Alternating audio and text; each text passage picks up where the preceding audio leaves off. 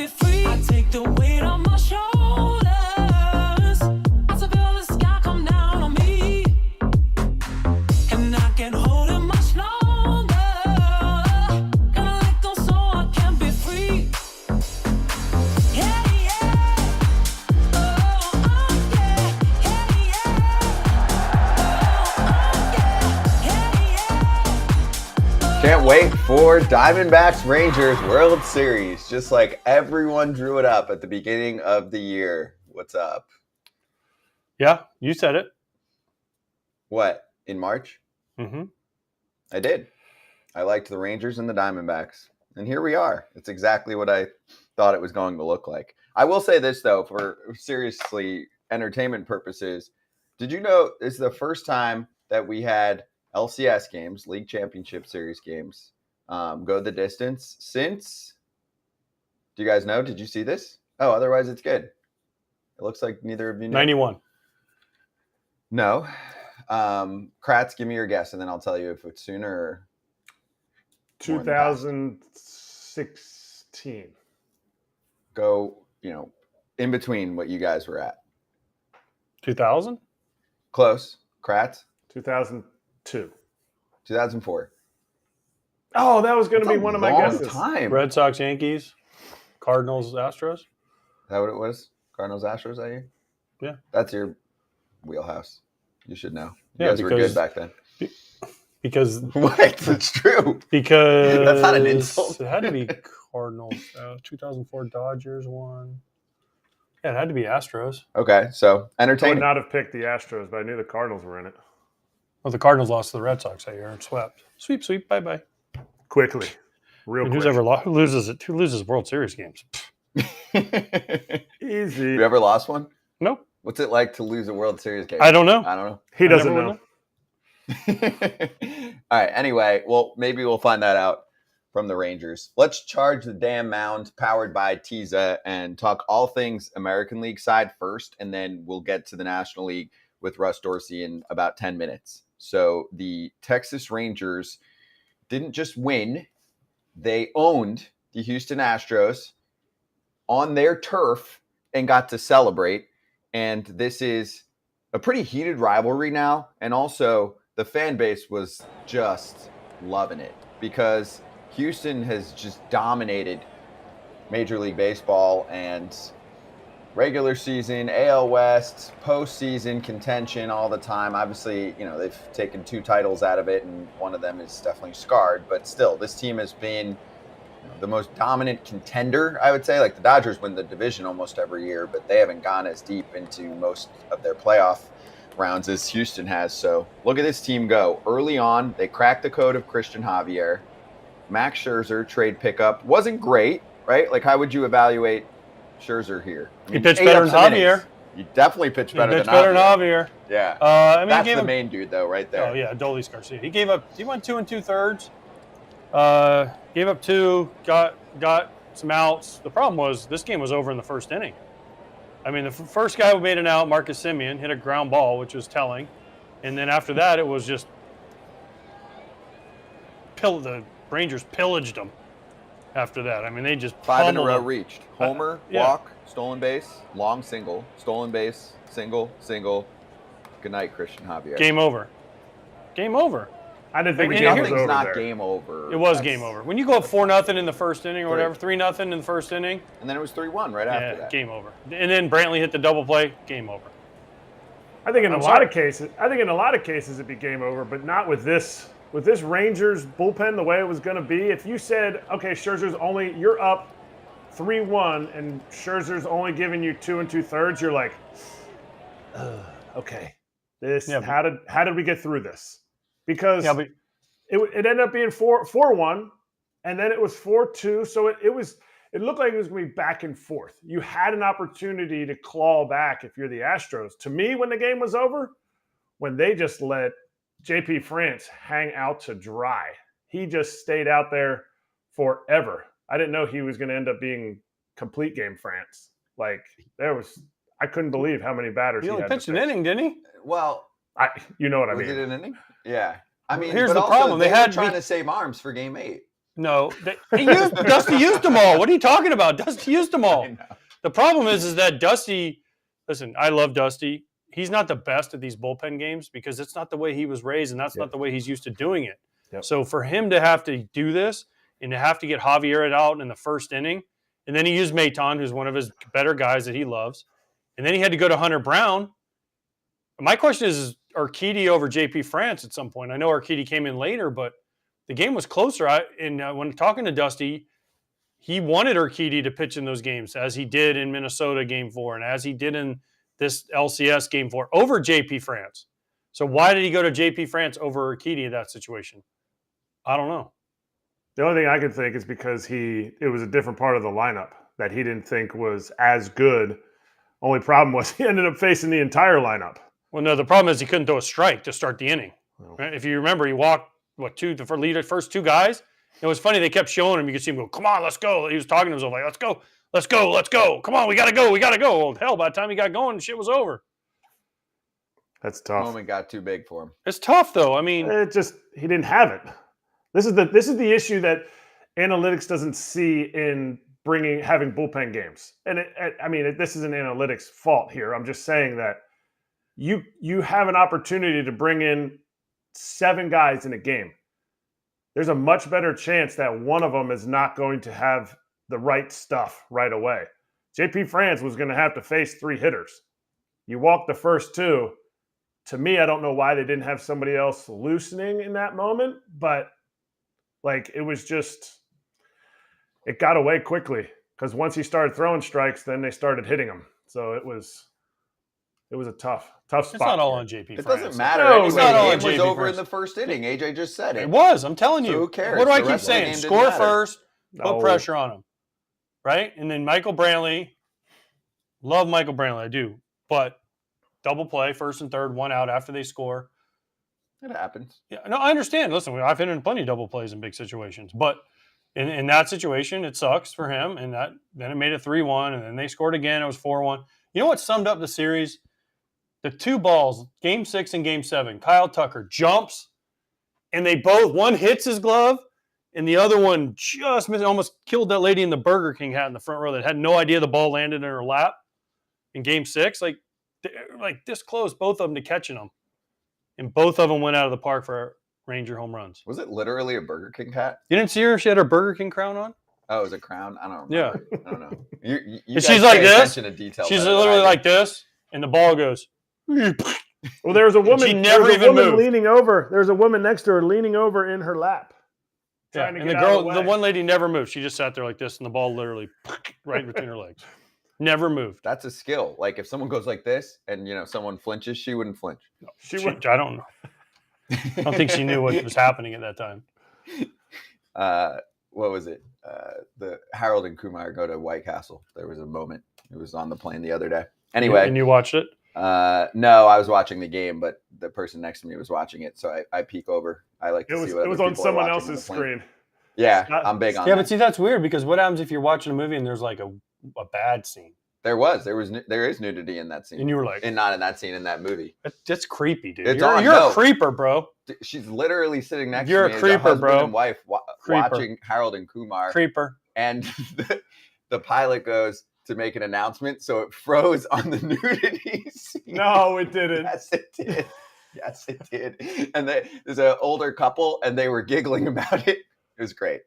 While I'm watching game, While you're 6? creeping over his shoulder. I'm watching Game 6, and this cute couple's giggling about. I hope they nudity both on Harold subscribe to and Foul Kumar. Territory. I don't think they did. I don't think they were baseball fans. Well, they Anyway, should. Jordan Montgomery is a dude. Okay, he pitched on Friday. He goes again in this series, in this game, 2 1/3, scoreless.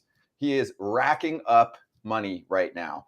Like, where was he with the Yankees? They viewed him, Kratz, because you were there with him. And obviously, after you were gone, he was still there for a bit, and then they traded him, and he was pissed off. They viewed him as what, a 4 or 5, and now he is proving to be a 1 or a 2. Like, that is a massive jump in how the world looks at you and how fucking rich you're going to be. Massive jump. I mean, I think you were looking at possibly like a 5-year, $80 million deal. To me, I don't see why his number is in the 170 to 180 now. Wow.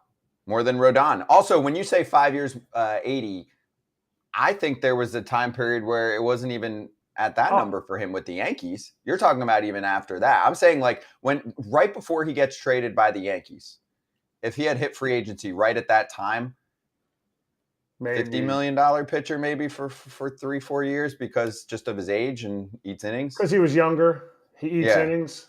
I mean, anybody that eats innings like him, anybody that makes your starts, you're automatically an $80 million pitcher. I always use Ian Kennedy as an example. The dude just was 30 plus starts a year. Went and got his contract, and I think it was 80 million at that point. But like you're talking about like doing stuff like Bumgarner's did in his career. So you're talking about like nobody has cashed in more in this postseason than him. True, but well, the Yankees said he wouldn't even make the roster, so that shows you how far off their analytics machine was. But he's been great, and he deserves it because not only starting every start he's made, and also then coming in last night backing up Max. I didn't think going into that game they'd bring him into a dirty inning. They did. I thought they'd wait for a clean inning, use one of their other relievers, but I mean he was great. I mean Adolis Garcia made himself a ton of money. All these guys, Evan Carter's going to be a stud. I mean, listen, the Rangers got a chance to be around for a while. Mm-hmm. Let's not forget, it's not like these guys are going anywhere. No, and we talked about it on the post game. If you want even more on this too, we did a nice long post game show right after it, and also projected forward, and just took a good look at the Rangers in general and how they were built. Their farm system's decent. It's not like an empty cupboard there. I don't know what it's quote ranked, but it should be at least kind of mid tier in my mind. And there's pitching there. I mean, there's guys that are going to. But all their guys are back next year. What do you mean? I mean, other than Montgomery, Evaldi's back. Mm-hmm. Scherzer's back. DeGrom, he's coming back at some point, right? Yes. I think Heaney's signed a 2-year deal, didn't he? I got to look that one up. But either way, I mean, either way, okay. Dunning will be back. Should be back. Heim's back, the catcher. Well, and then I mean, you go to Kumar Rocker comes back. Kumar, Jack Leiter, but then you go third base. Young's there, Seager's there, Simeon's there. First base, Lowe's there. Yep. Right, and then you go in the outfield. Garcia's there. Yep. Right, Evan Carter's there. Yep. Leote, center Tavares field, there. Tavares is there. I mean, this is the same team coming. And guess back. what? They're going to add. Why? Of course they are, because that's what they do. They'll add bullpen guys for sure. They'll pick up a high leverage reliever or two. And by the way, shout out to Josh Sabors, who seems like he pitches every day. And Leclerc finally gave up a run, like Leclerc too. But like Sabors has a 104 postseason ERA. 104. Is that bad? That's terrible. I can't believe that you look at what they did in the regular season, and then now in the playoffs, it's just a different bullpen. Especially when you can use Jordan Montgomery for a couple innings. But Sabors has been great. Go to the Monty trade. In the moment, a guy is not going to pitch for your team. He's not going to be on the roster. He's going to be the Taijuan Walker for your team if he makes the roster. Okay? So he's not going to start. He's not going to be an impact. You need a center fielder. You go and get one. To me, that was a great trade for the Yankees. Obviously, right now, it looks like, it's kind of lopsided. But in the moment, what Bader did, that was awesome. It looked like this was, like, at that point, they had won the trade. Now looking at it, not so much. Here's my thing with that deal. No, but Monty pitched the Cardinals in the playoffs last year. Correct. So, I mean, yeah. It wasn't about that. I think that Monty wasn't able to be himself. I think it had more to do with the pro development of their pitching staff. Because the Mets actually, on the New York teams, had the same problem. It's like, why was Zach Wheeler there for years and then became this? Why was Paul Sewald there for years and then became this? I think the Yankees have a similar issue. Well, Wheeler got hurt. He was with hurt. the Mets. Yeah, he wasn't always hurt though. He was. I remember he was analyzing his free agent case, and they were like, "Oh, if they can get him to do A, B, and C," and then he did it. He definitely has changed as a pitcher. Oh, 100%. He's nasty now. Yeah. Will we see him out of the bullpen tonight? I would say potentially yes. Rob Thompson said it's a side game. Available. Yeah, I mean, he's about 15 to 40 pitches. I don't think big he's going to range. give you two 15 to 40 pitches is a big range. That's a big – Wheeler's like, I can go 5. We'll get to NLCS, but also for game 1 now of the World Series, because Monty pitched, does Eovaldi It start? depends who they play for me. It does? Okay. Yeah. If they play the Phillies, you run Montgomery out there game 1. Well, aren't the Diamondbacks worse against lefties too? No, but I look at the Diamondbacks and I say, Eovaldi can handle Carroll. Yes. We got to pitch him in with that cutter. Yeah. Right. Then you got Pham, you got Christian Walker, you got Gurriel, you got all these guys that are right-handed for me. I mean, Alec Thomas, okay, he had a couple good swings here and there. You're not game planning for him, right? I think Marte is better right-handed, I think, isn't he? Or no, Marte is better left-handed. But still, he's getting hits off everybody right now. Yeah, it doesn't matter. But if you're facing the Phillies, you go, well, we don't want Harper and we don't want Schwarber, so our chance is better with a big lefty, right? Because we watched the Diamondbacks do it last night. What'd they do? Walk. Oh, if you're going to chase, we'll find. But then when the lefties came in, he gave them fits. Saul Frank and those guys. So, I mean, if he plays the Phillies, I think it's Monty. And if you face the Diamondbacks, I think you go Eovaldi and then have Monty for game 2. Kratz agree? Yeah, I mean, I think either way you're pretty good, but that's a great breakdown by AJ. I think Monty throwing strikes left on left gives you more than just 1-2 times through the order, and then it gives you an opportunity to maybe even pitch until you face Marsh. So you're going like almost 3 times through the order. I like it. Okay. More on the Rangers, and Adolis had some fun things to say, mostly via emoji. We'll get to that a little bit later on because we're going to flip it over to NLCS with Russ. But also, to close up this combo on the Astros side, poll question, watchstadium.com/foul territory, or the cute little QR code in the bottom right corner of your screen. Oh, wait. We'll come back to that. Discount code FOUL for 20% off your first order at TEXenergy.com. Got it on the desk for you, too. No tobacco, no nicotine. If you're a dipper, convert. Stop it. TEXenergy.com is the spot. And your poll today, are the Astros a dynasty? Is this version of the Astros over the past, whatever you want to say, 7 years, a dynasty? A, yes. B, no. C, need one more title. D, still not over the scandal. WatchStadium.com/foul territory or the QR code. NLCS with Russ Dorsey next. When the Rangers went to Baltimore for the division series, that atmosphere there, that was playoff baseball in Baltimore. That crowd was into it.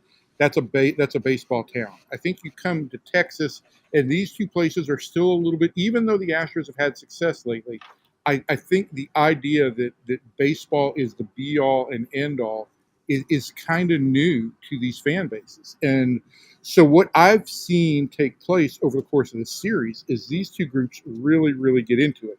Clearly, Houston's a little bit farther ahead when it comes to that, thanks to 2 World Series wins and 7 ALCS appearances in a row.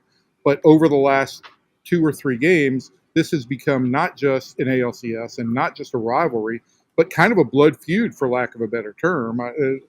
It just got nuts in Game 5 in Arlington. The way the series turned on 1 3-run homer by Garcia, which looked like that was going to be the Rangers' Jose Bautista moment to take a page from their traumatic past, and then to have it turn around on Altuve, of all people, 2 innings later, when it looked like this team was about to go ahead 3-2.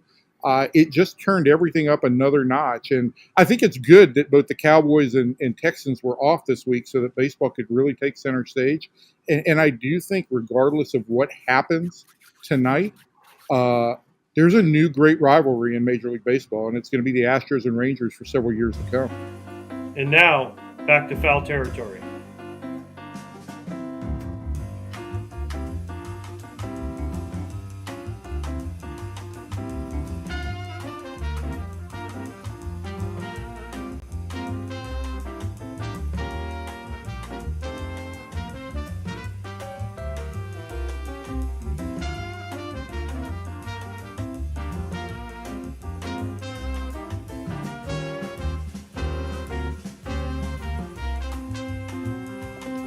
Stadium's Russ Dorsey joining the party. Russ, let's try and influence the vote right now. So do you think that the Houston Astros are a dynasty over the past whatever amount of years you want to call it, 7, 8 years? Or what would your answer be? Did you see all the options we put out there? Otherwise, I can tell you. I heard the options, so it's like yes, no, they need one more, or cheating scandal keeps it from being a dynasty. I think when you look at it, they've been in the World Series in 17, 19, 21, and 22. They were one game away from getting back in 23. There's 2 World Series titles mixed in there. Feel how you feel about the cheating scandal. I understand on both sides of it how people feel about that. I think they're the closest we've seen to being one since the Giants, right? Like what the Giants were able to do, obviously 3 World Series titles, being able to be in that mix so often. And they had kind of the odd year thing where they would win in odd years. I don't know if people understand how hard it is to do what they just did in going to the ALCS, the championship series, 7 consecutive years. That's wild. And I think that's something that a lot of teams want to try to do. I don't think it's something that a lot of teams can emulate, even though they try their hardest. And so I think they're the closest thing we've seen since those Giants teams. So your option is, what's your choice? Because I'm picking another title. I still need one more for me to say this is a dynasty. I'll say yes, because I don't know if there's going to be another team for a little while that can do what they just did. Okay. And also just small clarification as stat boy, San Francisco is even years. What was it 10, 12? 10, 12, 14. 14. My bad. No, you're good. It You're is. good. We Do you agree, know. by the way? It is. Russ, we know. Get out of here. Do you guys agree? I agree they need one more. I mean, it's like the Braves when they won all those titles in a row and they only won 1 World Series. People are like, well, they were great, but they never really got it done in the big moments, right? Well, the Astros got 2, and they got to the LCS 7 years in a row. Obviously, they lost 19 in Game 7. Mm-hmm. They lost 21 to an unbelievable Braves team that was hotter than fire. But most people aren't counting 17 as the dynasty conversation. Why not? That's when it all started. Because of trash cans? A lot of cheating going on. Listen, if you think they're the only team that was cheating going on at that time, I don't. You crazy. I don't. They were just better at it. Okay. Because there was other teams they played were cheating too. Just as much. Yeah, but was every team cheating? This is the steroid talk, which is a long. I don't know. I wasn't. No. I retired Kratz, because I couldn't handle the cheating. Was every team going to those lengths using technology and trash cans and all this shit like the several teams that we know about were? Or was it a special group that was like, we're going to cheat more because we deserve it? Just the teams that won got caught. So everyone was whatever. Anyway, what's your answer? Do you think they're a dynasty, Kratz? Yes. 100%. 100%. All right, cool. They got one more run in them, I think. One more year. And then it's going to be interesting to see what happens. Right, Russ? Because Bregman, Tucker, a lot of these guys are, after this year of Verlander, they're all going to be free agents after one more year. So then they got one more shot at it. Yeah, and I also think if Dusty is done, who they decide their next manager is, I think that plays an important part in that. I know there are a lot of people that don't feel like managers really impact winning. I think some feel like they can greatly impact losing. But I do think that'll play a role in like how this team responds. I think Dusty got the absolute best out of them. I think it was the perfect fit for both Dusty and for the Astros and those players who were in that room. And so I think I'm with you that they probably have one more shot at it. Like they were one game away from getting back to the World Series, right? So I don't think they're just like, this is the end. And Yordan Alvarez isn't going anywhere. Kyle Tucker isn't going anywhere. Jose Altuve has proven that he could still play at a very high level. And I don't think we saw the best of Jeremy Pena after what we saw from him last year when he was World Series MVP. So I'm with you. I think they have another shot, but I think who their next manager is, if Dusty indeed retires, I think that would say a lot about where their direction is going. And we're talking to Chandler Rome, who covers the Astros for The Athletic, top of next hour. If you're listening to the pod, it'll be posted as a separate pod. Okay, so Russ, I want to guide you through some social media action that regards the great Adolis Garcia. Okay, so We'll let our director, Gab, just run us through. We've got a variety of tweets to show you. We'll start with this one that Jeff Passan saying the Rangers paying a nominal sum to the Cardinals for the rights to the 26-year-old with 17 big league at bats. And then Derek Gould said that he was DFA'd by the Rangers, don't forget, on February 10th, 2021. So all 29 other teams, including the Cardinals, let him clear waivers. And the Rangers invited him as a non-roster player to camp, which I think is an important clarification because the Cardinals get destroyed for letting Adolis Garcia My go. boy Fultonevich, though. Yeah, I missed that part. They cleared a spot for him. Yeah. For Fulte. And then David O'Brien had a cool little tidbit. I remember when Adolis Garcia hit 2 homers.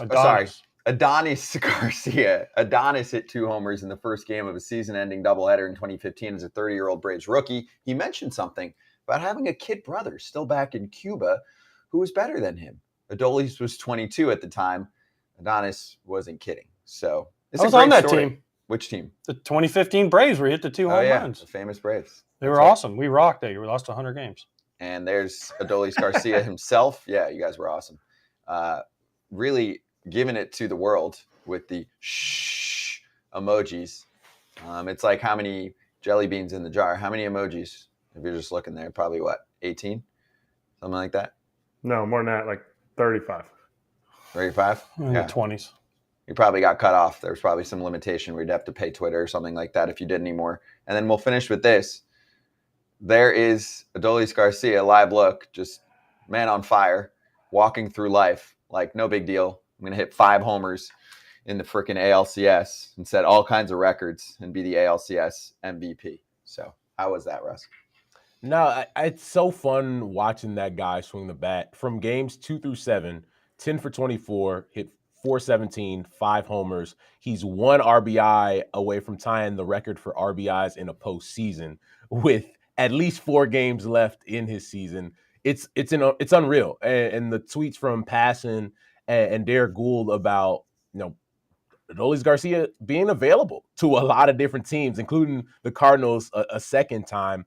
I think it just goes to show you that guys don't develop at the same rate that some of these blue chip prospects do. Baseball is an interesting game, and sometimes it's the guy that you don't think is going to turn into something that ends up being a star in the big leagues. And Adolis Garcia has really turned into a star when the Rangers have needed him to, because I think you look at that Baltimore series, Corey Seager doing what you expect Corey Seager to do, what you expect a World Series MVP to do. And then, honestly, up until yesterday, we went 3 for 5 with the homer, wasn't really playing all that well. And it was Adolis Garcia that kind of picked his guy up. And you look at the past 3 years in the regular season, Adolis Garcia has been as productive as anybody, right? Over 30 homers 3 straight years, over 100 ribs the last 2 years, and has really been a guy, sure, he's going to strike out a little bit, but is up the walk rate and really turned into a dangerous hitter. Russ, think about, I know we showed Derek Gould and he's the Cardinals beat writer, but think about who the Cardinals have had that they've let go away. And listen, all teams miss, but I mean, the Cardinals have missed. Rosarena let him walk because of Schilt. Remember when he live streamed the Schilt thing? That was him, right? And then obviously Garcia, Sandy Alcantara, Zach Gallen. I mean, those are just the tip of the iceberg. I mean, you can just keep going with guys. Yeah. And I know teams trade away guys and they do this and do that, but you have those 4 guys in St. Louis right now. You've got a pretty solid makeup of a team, and you had some Arenados and some Goldschmidts in there, and the Cardinals might not have finished in last place this year. Teams miss. And I think people like to talk about, oh, well, they didn't fit the Cardinal way, XYZ. Sometimes the way we do things or the way teams do things, or you get into this mindset where now we got to do it our way, sometimes that doesn't always work. And I think sometimes it might have just not worked out for those guys there, right? Who's to say that if they were with another team, not with the teams they ended up with, that they are as productive as they are now, right? If Adolis Garcia goes somewhere else, maybe he doesn't get to flourish into the guy that the Rangers have seen. He really burst onto the scene on that 102-loss team that they had a couple of years ago when he was going to get all the playing time. They really didn't have anybody who was going to take that spot for him. Evan Carter, it wasn't even in a thought in their mind yet.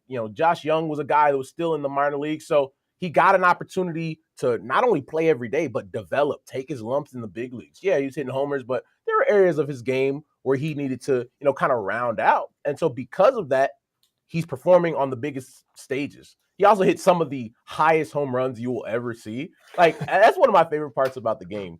The different types of home runs you'll see. You'll have your guys like Judge and Jordan hit them 460, 470 feet. Bryce has some of the most aesthetically pleasing home runs you'll see. And then Adolis just hits these just mile-high homers that sometimes just squeak over the edge of the wall. Sometimes they're going 440 feet, but hit to the moon. So he's a talented player. He's a guy that has a lot of energy, a lot of flair. We love him walking to first base on the no-doubters, flipping the bat. It's really good for the Rangers, and I think they fed off that energy this postseason. Walking to first base on singles, too, not just on no-doubters. Like, hey, you got first base is 90 feet. Whether you walk or you run, it doesn't matter how you get there. I'm with you, Kratzy. Hey, gotta make sure. Is this a positive? Is this a successful build of a team or a successful rebuild for the Rangers? I think that's a great question because I think I'm not going to fence ride. I think you can make a case for both. I think this was a successful build of a team. Thank you. 2 years ago, they lost 102 games. That's not a long time, right? When you're looking at how teams, there have been some teams that have rebuilt for 4, 5, 6 years. You have a team that went from 102 losses and said, yeah, no more. We're going to draft guys like Josh Young, Evan Carter. Those guys are going to impact us in the next 2 years. Then we're going to say, you know what? $685 million we're going to give to 3 guys. $325 for Seager, World Series MVP. We're going to give Marcus Semien, who many consider one of the better leaders in the big leagues, $175 million. Jacob deGrom, $185 million. And he won't even pitch on our team that makes it to the World Series. So I think there has been a combination of spending in the marketplace and free agency, but also being able to draft well and plug holes when they need to, right? They went out at the deadline. They went out and got Max Scherzer, helped them get to this point. Scherzer was hurt. He didn't even, pitch his best game yesterday, but because of the lineup that they had built, right? Being able to trade for guys that you need. You go out and you get Nathaniel Lowe from the Tampa Bay Rays, and he's really flourished in the last couple of seasons into being a really good hitter, right? They built that. That's not something where they're like, all right, we're going to tear it all down and we're going to move. That's not what the Rangers do, right? I think they were kind of looking for how they would get to this point and then kind of scratching your head and you're like, all right, let's try it this way. Like, let's just say, screw it. We're going to spin big. We're going to make some shrewd trades and go from there. And it's gotten them back to the World Series. I love it. So on the other side, I feel like the Phillies have somewhat of a similar model where they actually rebuilt for longer and didn't bring a ton out of it. But then they spent, and Dombrowski's been wheeling and dealing, and here they are. Not that they're necessarily going to be a World Series ball club again. Your thoughts on Game 7 and also how we got here? Because I think many Philly fans, in my mind, are going to be fuming at Craig Kimbrell if they don't make it. I think they're going to look back, and even though they should win a game, you have 2 games to win at home, or 2 games at home, you need to win 1. I still think if they somehow get upset in this one, they're going to look back and be like, really? You blew 2 games? A closer who could be in the Hall of Fame someday? I would say that I tweeted last night during the game, actually, that if you're the Phillies, you're looking back at that Game 3 and Game 4, the Craig Kimbrell games that you just mentioned and say, man, if we could have won one of those games. If we could have won one of those games, we wouldn't be in this position. And now you're in a Game 7. All bets are off. Arizona's like playing with house money. Nobody expected us to be here anyway. Cool. I have been very impressed with Brandon Pfaadt. The way he pitched earlier in the series, I think he's going to give Arizona his best tonight. And finally, it was what we were talking about the other day, finally Arizona doing what they do best. Be athletic, run the bases, right? I'm still looking for Corbin Carroll to swipe it back here, but they finally played to their strength. And I'm wondering if we see that again tonight, even as they've had success with that in Game 6. So I think the Phillies have to come out, have to play their best game. They got Ranger Suarez on the mound, who has been great in his postseason career. going up against the rookie Brandon Pfaadt and a young lineup, a young team that's kind of just like, screw it. We have nothing to lose. And if you're the Phillies, I think the pressure is on them now at this point to be like, hey, we're in our home ballpark where everybody talks about our home field advantage and how we can't lose at home. And, we have our stars playing like stars. We need one game to get back to the World Series. Can you do that? Is there any chance anybody else wins NLCS MVP besides Diamondbacks win? It's Marte. Phillies win. It's Schwarber. Is there anybody else that you see coming up and making some type of impact tonight? If Bryce is the player of Game 7, I would have a hard time believing that somebody else would get it, especially if he homers and it's the game winner. Not necessarily like a walk-off or anything, but if he hits a 3-run shot in the 5th to kind of push the Phillies over the top, I think that would probably be your NLCS MVP, which is ironic seeing as, he sent them to the World Series last year with that homer against the Padres in Game 6. So that's who I would put my money on, just knowing that when the lights are the brightest, since he was 16 years old, that dude shows up. Ultimate showman. And so that's who I would say would probably get my nod. In my mind, though, Kratz, I think there are 3 legitimate candidates based on how things turn out in Game 7. Bryce, yes. Schwarber, if he has a 2-homer game or does something crazy. And Zach Wheeler, if he pops up in this game. I think all 3 of those guys have a good chance, no? By the way, I just love that everyone's just already assuming the Phillies are going to win. No. Yeah, it's over. They already won. We're just figuring out how they actually win. Well, you guys haven't, I said Marte. Scott. I said Diamondbacks. But then you guys both named 6 different guys for the Phillies that are all the chance. I think there's 3 that have a chance. I think with the Diamondbacks, it would be hard to find someone else that has a chance to win NLCS MVP besides Ketel Marte. He has been a one-man wrecking machine consistently in this series for them. Yeah. Alec Thomas hits a big homer today. He's got a shot. That's true. It's a good call. He won't, but Alec Thomas won't start. He'll come in. He didn't start in Game 3 when he hit that one off Kimbrel either. So that's what I mean. So he needs another homer, and he could be in it. I like that. Yep. Cool. All right. Well, Russ is gone. Okay. We hung up on him. His bad. But we do want to swing right back with breaking news. Ooh. It is shocking. Scott Braun's leaving my house. Breaking news. Breaking news. I'm going to be the new manager of the San Francisco Giants. No, that's Bob Melvin. We'll break it down next on FT.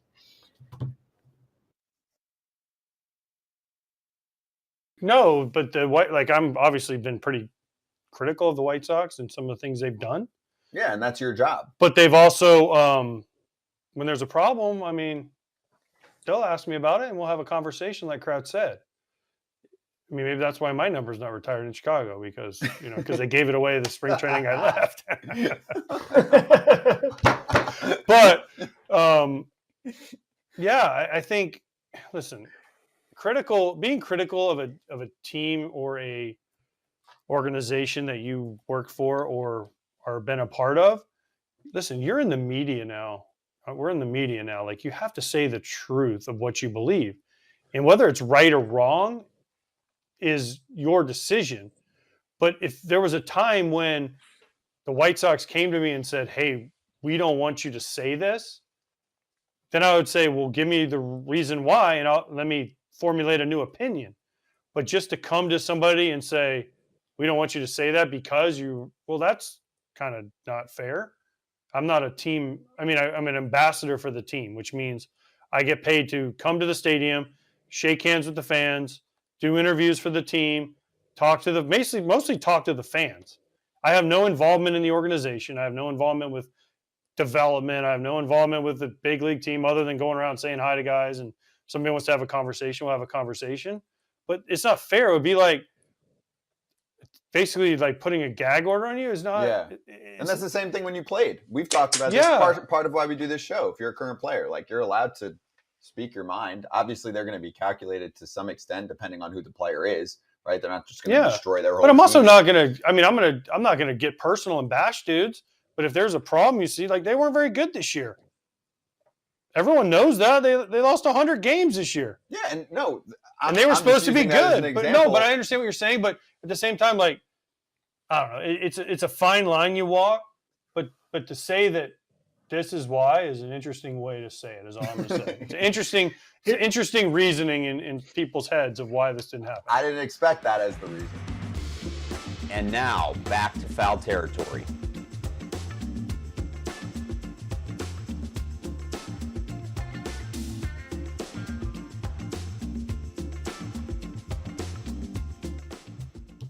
Well, that was quick.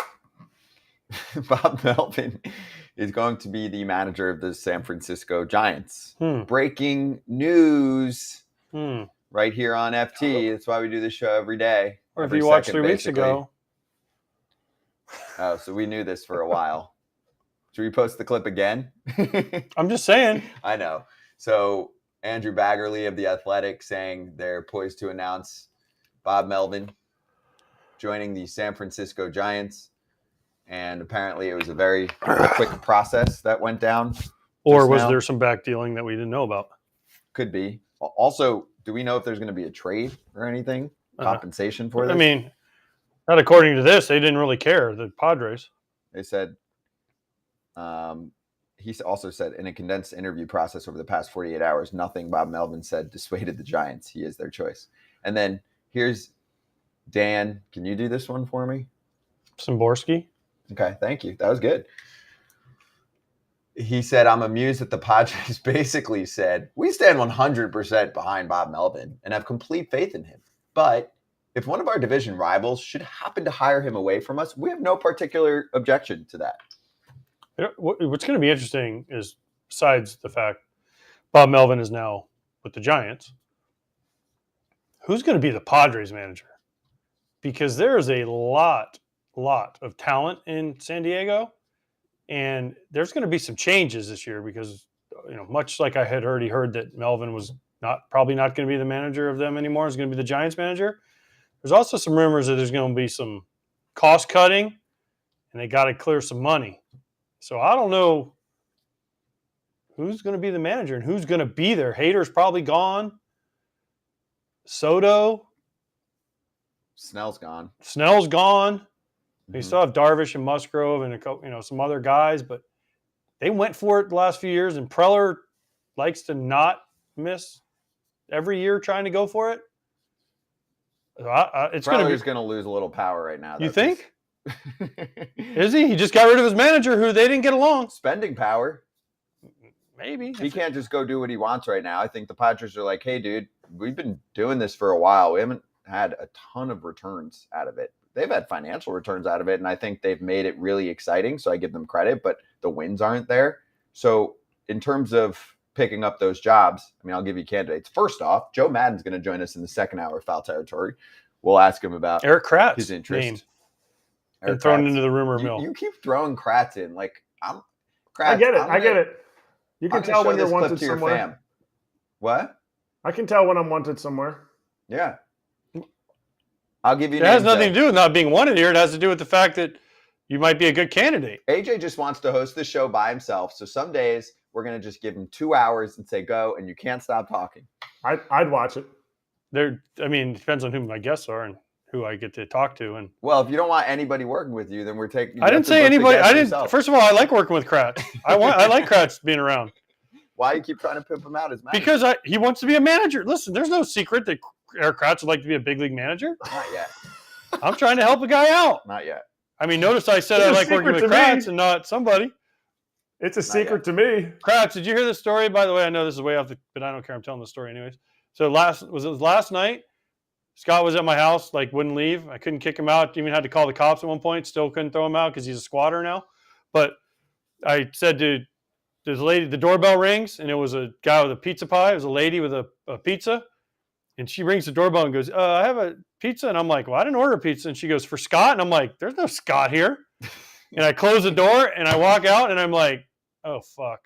There is a Scott here. He's above my – he's in the TV room. So I had to run back out the door and grab her and hey, no, just kidding. Scott's here. Can I have the pizza? And then I had to get the pizza and brought it to him like a delivery boy. And she was like, I don't want to meet this guy because there's no cheese on this pizza. And there's no gluten. And they made it wrong. So they had to reorder it. Anyway, back on track. So yeah, she did get a good tip. I'm a good tipper. So Mike Schultz and Ryan No. Flaherty Yes. are candidates for the Padres. Which one? But then on the veteran side, which one's going to get it? Well, he said yes to one of them. Flaherty. Flaherty. Yeah, I think Flaherty over Schultz. I've heard people in the organization would like Schilt Okay. over Flaherty because Flaherty and Manny are too tight. Too tight. Good. And then Buck Showalter's name's been rumored for the Angels. Wait, hold on. Good what? Hold on. We'll get to that. Wait, what? Good. Good. They need Good. They need to push. They need to get behind some horse there. Somebody. If Manny's the problem, then they need to figure out how to make Manny not the problem, and that might be let his buddy be the manager, and you'll see Manny in the office playing cribbage with him every week, or you get somebody in there that Manny hates. I mean, what if, like, to me, that's the two options. You can't have somebody that's going to butt up against Manny as the guy who's going to be there for the next 10 years, whether he's the leader or he's not the leader is not, for me to guess. But if you bring Schilt in, he's had a history of treating people poorly. And if he's not a Manny guy, Schilt's going to be gone just like the rest of these managers are going to be gone. So you might as well go the other way and let somebody come in that's Manny's buddy, and maybe you get the most out of Manny. Buck Showalter is really tight with Manny, and I think managed him pretty well in Baltimore. But he's also a candidate for the Angels job, which my advice to Buck, unless Artie Moreno is giving you partial ownership of the team, that is going to be an epic clash. Oh. Buck likes to have a say in many different parts of the org, and he's going to go into that org and be like, this is a fucking train wreck. I've never seen anything like this. He will have so much appreciation for any other organization he's ever been around. Guaranteed. So, I would grab my popcorn for that situation, but here's a name for you that Mark, or one of our people that works on the show, named for San Diego. Ozzie Guillen. Let's go. I'm here for it.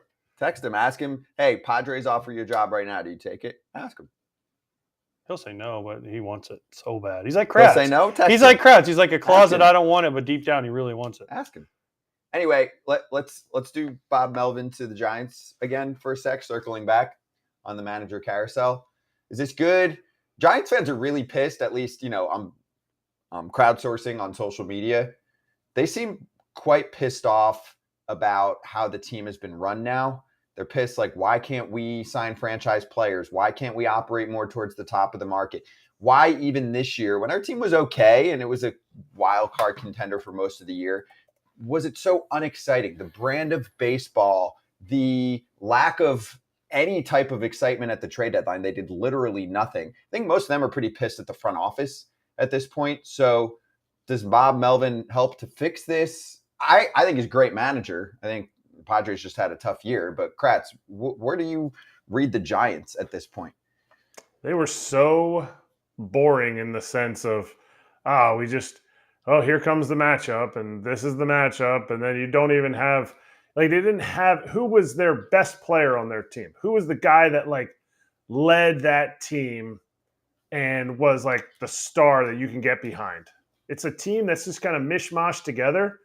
But as fans, I wouldn't be so pissed at the front office because they made runs at guys. If the judge option is a thing, they made a good run. They had a contract agreed upon with Correa. That was gone. Whether you think they did it on purpose or they didn't, I don't know why a team would do that. But they lack the superstar. And so, to me, I felt like Gabe was the one who was like, well, I'll be the superstar. I'll be the face of this team. And it kind of made the team just like what he did with the Phillies. I think the Phillies had built a good team around him, but he just ran it into the ground. He was just like, go run as hard as you can for 5 months. Sorry, the season's 6 months, but we're just going to do this way. So I think, I don't know, the fans love their team out there. And I think the front office they've tried their best to get guys in. And for whatever reason, for each free agent, it's different. They didn't want to go there. Listen, Giants need a star. And Kratz just summed it up. The Giants need a star. They need a star, whether a pitching star. Logan Webb has been good, but he's not a star. Outside of San Francisco, no one really knows Logan Webb that well. He's been good. They need a star pitcher, and they need a star bat. When the Giants are revving it, they had Buster Posey, they had Bumgarner, they had Lincecum, they had Kane, they had Crawford, they had Belt, they had Sandoval. Right? These guys were stars. What's Carlos Correa?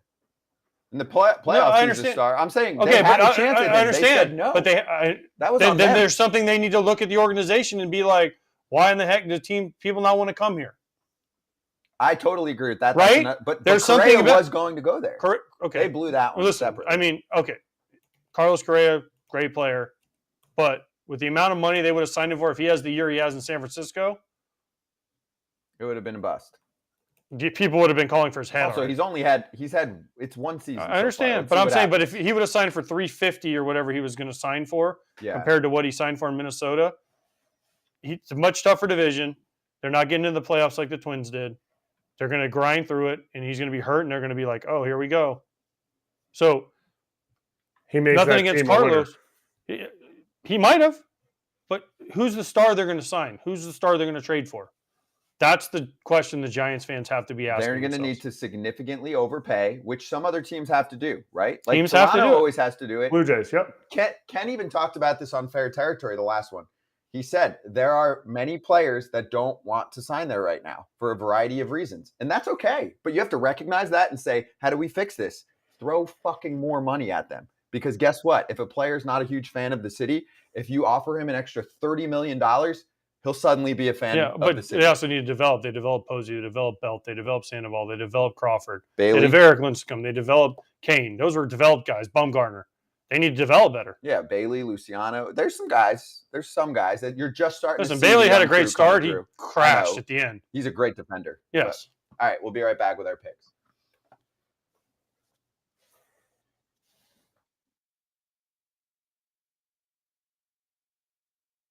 They weren't happy at the end. Obviously, it left a sour taste in their mouth, but it left a hunger that is going to lead into the offseason, I believe. But I think opening day till the last day of the season, I think it was a fantastic season for the Orioles. Everything they did it great. They played great defense. They pitched well. They hit well. They ran the bases well. They played great defense. They have 3 players in the finalists for Gold Glove. I believe that Brandon Hyde is the manager of the year, and I believe that Michael Alex is the executive of the year this year with the tremendous job they've done to just do this rebuild. And they might have to make some moves. They might have to spend some money, but their future is bright. And I think that the fan base, while I was there, they understand that. They understand that they have a young team right now. And if they made it further, it would be great. But I think the fan base understands that they're coming. They will be around for the next few years. And hopefully they are able to get deeper into the playoffs next year and in the coming years. But the Orioles will be, I believe, a formidable force in the East for the next couple of years. He has a true fan base. DC, respecting attitudes. They're Orioles fans that don't make it up to Camden Yards anymore. Sorry. Braves fans that don't make it down there or moved up. That's just hard what they are. He has an actual fan base. So, like I said, when he would slam his bat, and if he was with the Nationals and walked out to Angel Hernandez and did all that, everybody would say, exactly said, what a punk, what this. When he did that with Philly, he has Philly fans rooting that on. Like, they have such a backing of him that he finally has a back, like a backbone. Somebody is truly on his back, and he has a whole city that's a true fan base that, good, bad, or indifferent, they have his back, and he knows that now. Obviously, stripped that he's a fantastic player. He's clutch as all hell. Come back 5.5 months past the surgery, Superman. But he actually is playing for a city with a tremendous history. DC is, unfortunately, everybody that watched the Senators play probably passed on. It's reality. And now back to foul territory.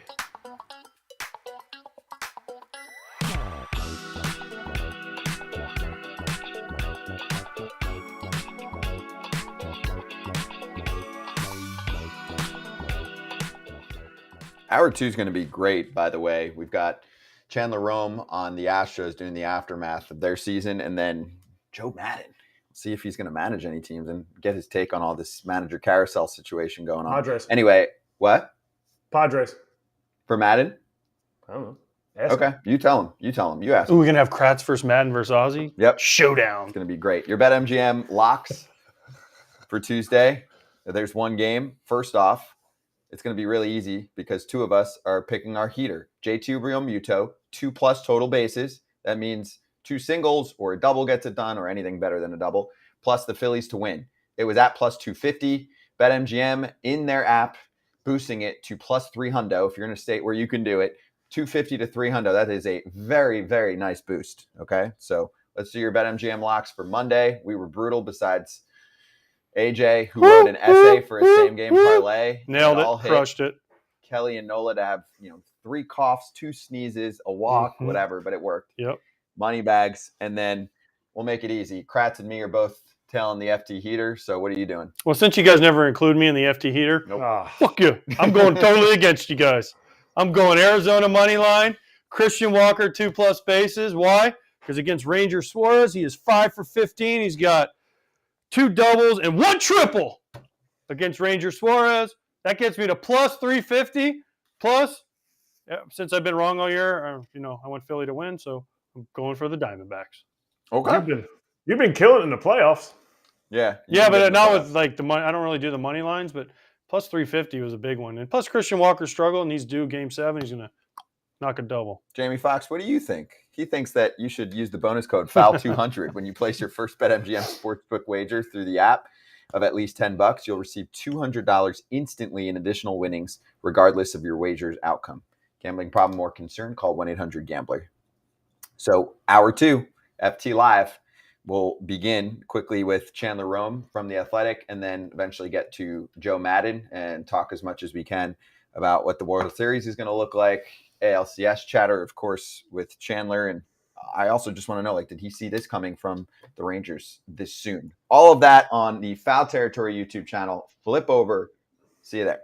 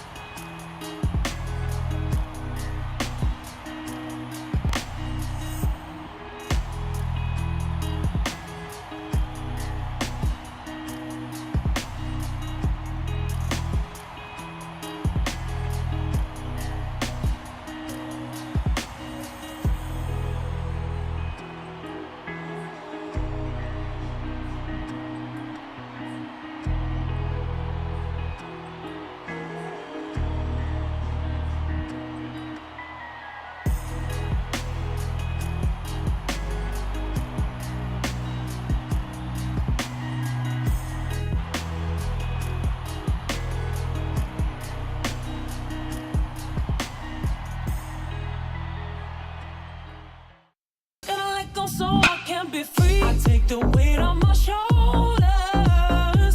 I feel the sky come down on me, and I can't hold it much longer.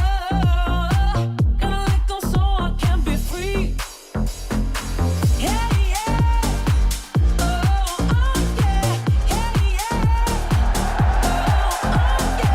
Yeah, yeah. Big second hour of FT Live on the Foul Territory YouTube channel. Chandler Rome actually looks very rested, joining us from The Athletic, covering the Astros. And I mean, hey, you're going to get more rest now. And I know you're used to working this deep into the year. Chandler, how you doing? And what was your take from yesterday? Were you surprised, not just that the Astros lost, but that they got shellacked? I told someone before the game that I had absolutely no feeling for how that game was going to go, just because I've seen so many different iterations of this Astros team show up this year. And then the one you got was the Minute Maid Park version of the Astros. It's the most baffling thing that I think I've ever seen. They lost 21 of their last 28 games at Minute Maid Park this season. They lost 6 playoff games in a row at Minute Maid Park. They went 7 for 58 with runners in scoring position during home playoff games this year. They looked like a completely different team. It looked like 2 separate teams when they played at home and when they played on the road. And I don't know that there's a great explanation. You know, they tried to. I mean, the batter's eye was a big talking point. They extended it in September, but I mean, at some point you have to look at the other side and say the Rangers have the same backdrop. The other teams you're playing have the same backdrop, and the Rangers scored 11 runs last night and 9 runs the night before. You know, as far as last night goes, I didn't expect Christian Javier to only get 1 out. I mean, this is a guy that they talk about. He's called El Reptil, right? He's a cold-blooded, kind of slow heartbeat guy. Nothing gets to him. Martin Maldonado, after the game, pretty much acknowledged that he was too amped up, that his velocity was all over the place. He was overthrowing, and you kind of saw how that transpired. Corey Seager hit the 4th pitch of the game, 440 feet, and then that was kind of the harbinger for everything to come. It was an inglorious way for a season to end, but I'm not sure it was that surprising because, I mean, the flaws in this team had kind of shown themselves throughout the second half. The pitching had started to regress a little bit, the starting pitching especially. Knew they had the bullpen advantage, but when you're asking your bullpen to get 26 outs in a Game 7, I mean, that's just a recipe for disaster, and that's pretty much what happened. But the whole time people are thinking, and even Alex Bregman said, like, well, everyone's counted us out. So everyone's counting them out. Is this a dynasty, or is there too much hate? Have they not done enough? We asked it earlier on our poll question here. They've been to the American League Championship Series 7 years in a row.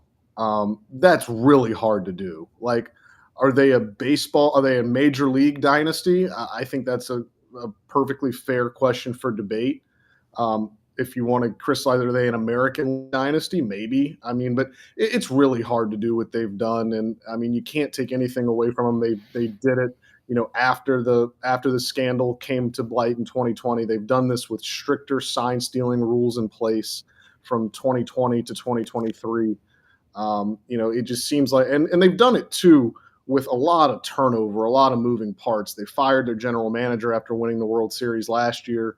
They let Carlos Correa walk. They let Zach Greinke walk. They let Garrett Cole walk. They let Justin Verlander walk for the first half of this season and then brought him back.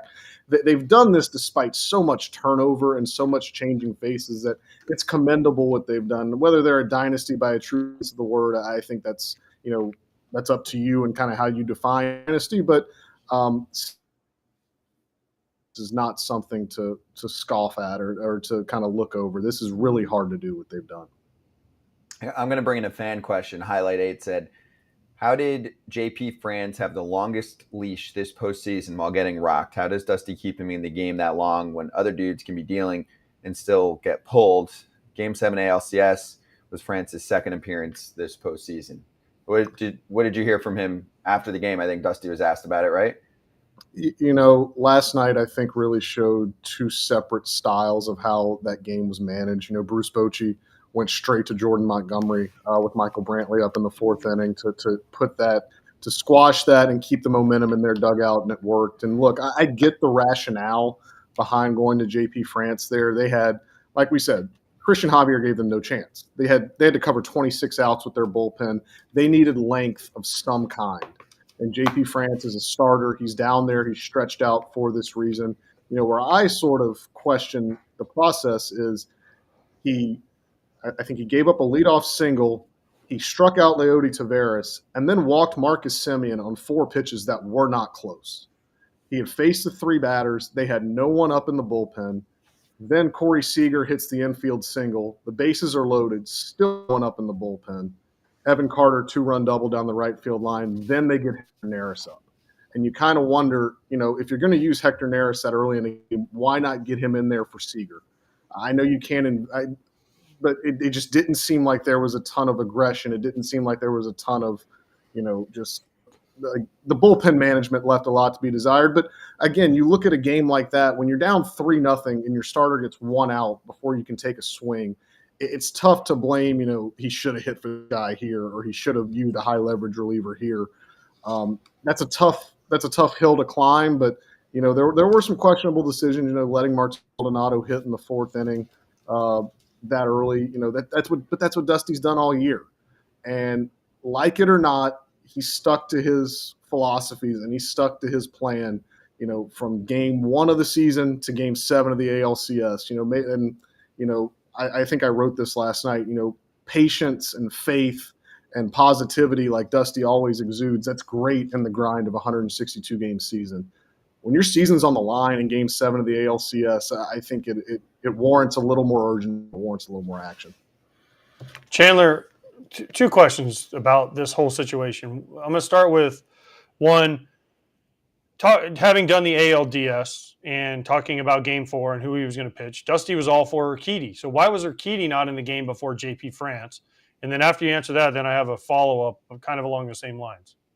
Well, Urquidy did get rocked in Game 4 this ALCS against the Rangers. I don't know if they wanted to put him back out there against that lineup. They teed off on him in Game 4. It got kind of lost because the Astros built such a big lead, but he was giving up pockets. I think he only got 8 outs in that start.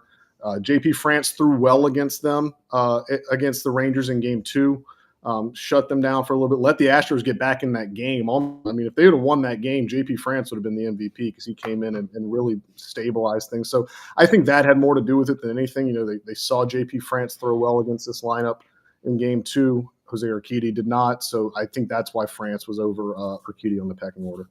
Okay, and then as we're going to get to here, but the rumor is this is Dusty Baker's last year, and you've reported it with Britt Giroli, but isn't this kind of what's missed with Dusty Baker? These type of games, these bullpen games, these games where everything doesn't go correctly, and that's why he's really never won a Game 7. And then you have Bruce Bochy, like you mentioned, with Montgomery, the way he handles it, the way he prepares, that's why he's never lost one of these Game 7s. Is it just a mentality thing, or is it Dusty's bugaboo? It's the reputation Dusty has, fair or unfair. He has not won a Game 7. I believe he's only had 2 wins in his career in a winner-take-all elimination game. For me, I can't put last night on Dusty Baker. I mean, he gave the ball to Christian Javier, who had been one of the best postseason pitchers the last 3 or 4 years. He didn't get the job done. A lineup that is constructed to carry this team just didn't hit at home. You know, I can't put last night on Dusty Baker, but yeah, AJ, to get to your point, that is the reputation he's kind of earned. I think this season as a whole kind of showed a little bit of that as well, because, you know, last season this team won 106 games with one of the greatest pitching staffs I think any of us have seen. It was really hard last year to go wrong. Like, it seemed like anyone they put in a game, matter, they came in and shut everyone down. This year, you know, given the injuries, given some regression, given some variance, a lot of moves were more magnified this year. A lot of managerial moves on the margins, a lot of things like that, a lot more magnified this year. And look, you can't argue with the results at the end of the day. This team won 90 games. They won the division. They caught the Rangers in the regular season. They caught the American League champions in the regular season, beat them for another division title. So, but yeah, this was certainly a season that I think some of Dusty's decision making and some of his preferences kind of really did come more under the microscope this year, maybe than any in his Astros tenure. Chandler, 2 follow-up questions on the future of the manager position for the Astros. 1, if Dusty Baker somehow decides that he does want to come back, because I know he didn't confirm that he's definitely done, would the Astros still say, you've got the job, all you? Or would there be potential pushback? And then 2 is the other route. If Dusty's like, hey, that's it, I'm retiring from this position. Do you think that I'm not going to just say, oh, who do you think they're going to hire? This is tough. It's so early. Do you think they would go more towards the veteran route of like the Buck Showalter, Melvin switching to the Giants? We're talking to Joe Maddon later. Those guys that have been around, or the Skip Schumacher kind of newer, more recently retired former player route, just based on how the team is being run nowadays, since James Click departed, and definitely there's different people in charge there. Well, to answer your first question, I'm really not sure. I think Dusty Baker has earned the right, given his career in baseball, given his status just as one of the game's true great men. I think he's earned the right to do this on his own terms. And if he decides, look, and what Britt and I reported last night is that he has told multiple people, both inside and outside the Astros organization, that this is it. That this year was his final year as a manager. Now, obviously, he reserves the right to maybe he sleeps on it the next couple of days and decides, he doesn't want to quit managing. But I do think it's fair to note that he is not under contract right now. He managed this year on a 1-year contract that has expired, so that would require Jim Crane or Dana Brown to offer him a new contract. And I do wonder whether that is something that they want to do at this point. I think it'd be an awkward conversation to have, and I don't know how it would go, quite frankly. I think it's one of those things that until Dusty makes it official, I don't think we want to jump the gun on anything. But to your second question, I think certainly this organization is going into a little more. They're trending a little more toward blend. It's no secret that a lot of people thought, this team went a little too analytically heavy, especially under James Click. Some people in the front office, some people close to Jim Crane thought that, and they want more of a blend. They want more of a. They're not abandoning analytics. That is not true. Jim Crane's still pumping money into their R&D department. They're still, doing a lot analytically and a lot of advanced metrics, but they want more of a little bit of a blend. So I don't know. Do they go the internal route? And, Joe Espada is the name that's going to get thrown around a lot. A guy that's interviewed for a ton of managerial jobs, has not gotten them, has been with the Astros since 2018. I think if they want to promote continuity for the couple of years they still have this core in place, I think that's the logical choice. They also have Omar Lopez on staff, who doesn't get talked about a lot. He's the first base coach. He's got 13 years of managerial experience in the minor leagues. He managed Team Venezuela in the WBC this year, got him to the semifinals. So that's a guy, too, that I think deserves a little this way. But I do think, with the Astros, you always wonder when these decisions come to pass, who is making the decisions? Because Jim Crane, as I think everyone knows, has a pretty considerable influence in the baseball operations decisions here. Jeff Bagwell has had a prominent voice. Reggie Jackson's had a prominent voice. So my first question before I start kind of compiling a list of candidates is who is hiring this job? Is it Jim Crane? Is it Dana Brown? Is it Jeff Bagwell? Who is hiring this position? Because, if they give Dana autonomy to hire his own manager, then you start looking at, guys he worked with the Braves. Walt Weiss is there, has managerial experience. Eric Young is a guy, he was Dana Brown's high school teammate, and he's on the Braves coaching staff. Do they give him a look maybe? So there's a lot of moving parts here. But I think they, if there is a managerial search, what the first question they have to answer is who is making the actual hire. All right, a little bit on the game. Chappie, Aroldis Chapman, hits the hardest pitch he's thrown. He hits Chas McCormick. It's the hardest pitch he's thrown all season. After Abreu hit Mitch Garver with 97 in the ribs. Is this more indicative of Chappie clearly retaliating, or did it show Abreu wasn't throwing at Adolis the other day? Take away the two hit by pitches. Brian Abreu was not that effective in this series. Certainly not what he was in the ALDS. Certainly not what he was from the second half of the season on. I think he entered the postseason on a 30-inning scoreless streak. Was not effective in the ALCS. This is a guy that made 72 appearances in the regular season and then a ton more. This is the most he's thrown ever. Still a young reliever. I wonder if fatigue was catching up with him. I'm not here to debate intent or no intent because I don't want my mentions to be blown up any more than they already are. I wonder if Abreu just some fatigue hit him. The optics of what happened with Adolis Garcia looked awful. I think everyone on both sides acknowledged it. Even the Astros acknowledged how awful those optics look.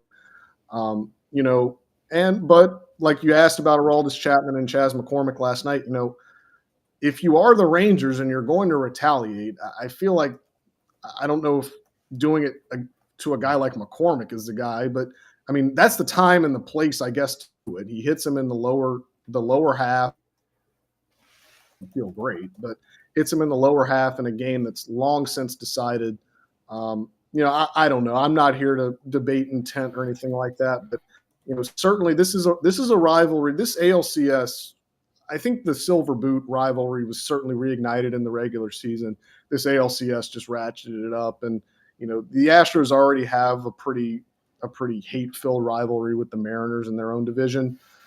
This one is getting up there as well, and it's going to be fascinating to see because the Rangers aren't going anywhere. I mean, this team is going to be just as good next year. The Mariners, if Jerry DiPoto and whoever the owner is are listening to Cal Raleigh, maybe they'll spend money this offseason, and they'll get better. So this is going to be a fascinating sort of subplot to next season and kind of how these teams respond and go about each other in this American League West race that's looking far and far more tougher than at any point in this Astros run. Chandler, two names for you for the Astros to name. One is Ron Washington, former Ranger manager, took him to the World Series. Boom, mic drop by the Astros. We're going to hire your old guy. And two, Erik Kratz, ex-Astro great, known for tripping on red carpet. Think of how many laughs they could get if they hired him. Orange carpet. Orange carpet, my bad. Speechless. Yep, we made him leave. Chandler, you froze for a sec. All right. I asked Kratz, do you want the job? No? Such Okay, a liar. He's low-key lying right now. No, he's not. He doesn't want to listen to someone else tell him what to do.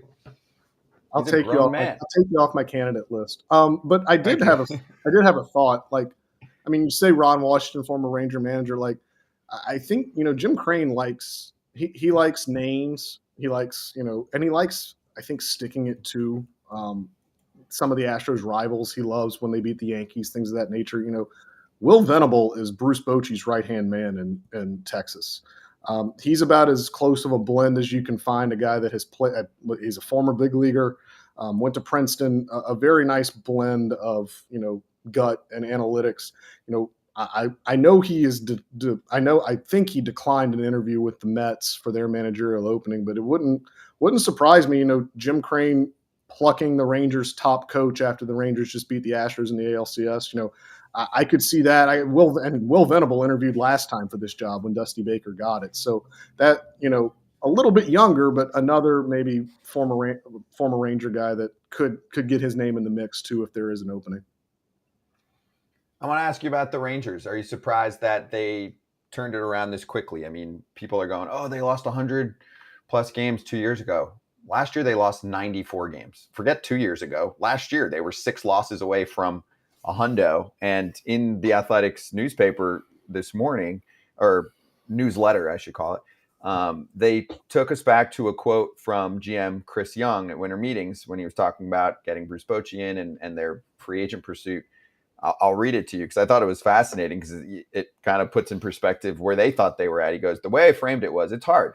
There's hard work ahead. We're still building. The reward will come, but it's not a situation where you're stepping in and getting immediate reward per se. You're coming in at a time where you're going to be part of the solution and there's a path to the reward. Does that factor in your decision? Is that something you're opposed to? It sounded like for the Rangers, their ceiling in their mind was, of course, everyone's like, hey, we want to win a World Series, but they were being realistic going, hey, if we sneak in a wild card this year, that's a big step from what we were just at. So how much do you feel like everyone has been surprised at how quickly they were able to pick up more free agents, do things at the deadline, and build themselves into an ALCS winner that didn't have anybody starting games last year in terms of their starting pitching staff versus what they had in the ALCS? All those guys were fresh.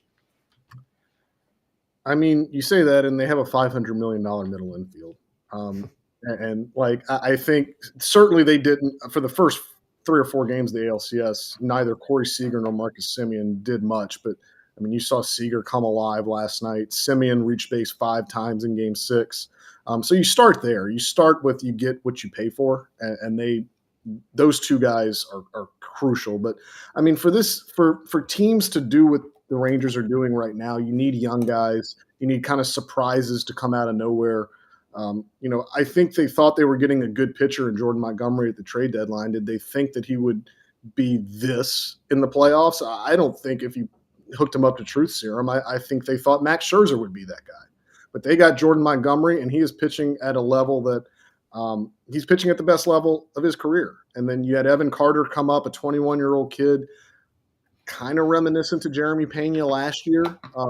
Pena was up all season, but Pena was kind of that surprise in the playoffs that really propelled the Astros. Evan Carter, you kind of get vibes off of that. Josh Young had an unbelievable rookie year. And then, you look at Adolis Garcia, he had his star turn. And then they got Bruce Bochy in there who I know we're debating nowadays how much managers truly matter and how much, managers' influence matter. I think Bruce Bochy shows us that it can, and it does. To bring him in, a guy that has done this before, is an established. This will be his 4th trip to the World Series. He's done everything. This is a Hall of Fame manager, and he came in, honestly, much like Dusty Baker did in 2020. Now, Dusty Baker didn't have a culture that he had to fix. He didn't have a culture that he had to go in there and, teach guys how to win. But, Dusty Baker came in here and was a calming influence, was a stabilizing guy that allowed this team to just go play, to just play free. He left the guys to their own devices, kind of let them do their own thing, and they thrived.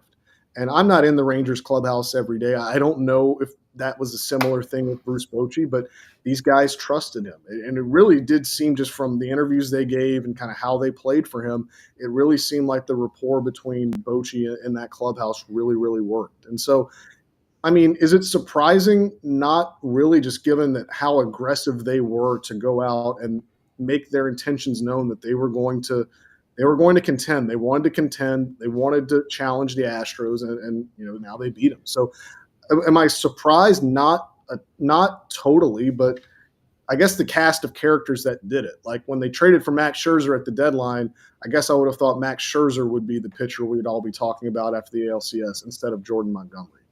I didn't think maybe we'd be talking about Adolis Garcia and Evan Carter. I thought we'd be talking about Marcus Semien and Corey Seager. So some of the complementary pieces that they have really shined, and it helps when you've got superstars on top of those complementary pieces. So let's finish with a peek at the Astros offseason with the roster, whether it's for this year or looking ahead at upcoming free agents. Anything that you're keeping a really close eye on?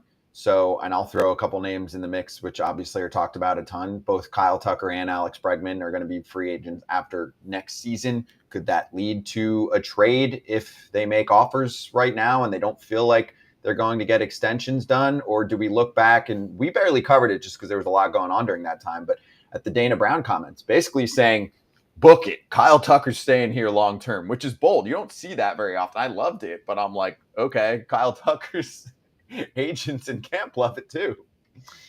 We're getting back to the question about the manager, right? Who's making the decisions?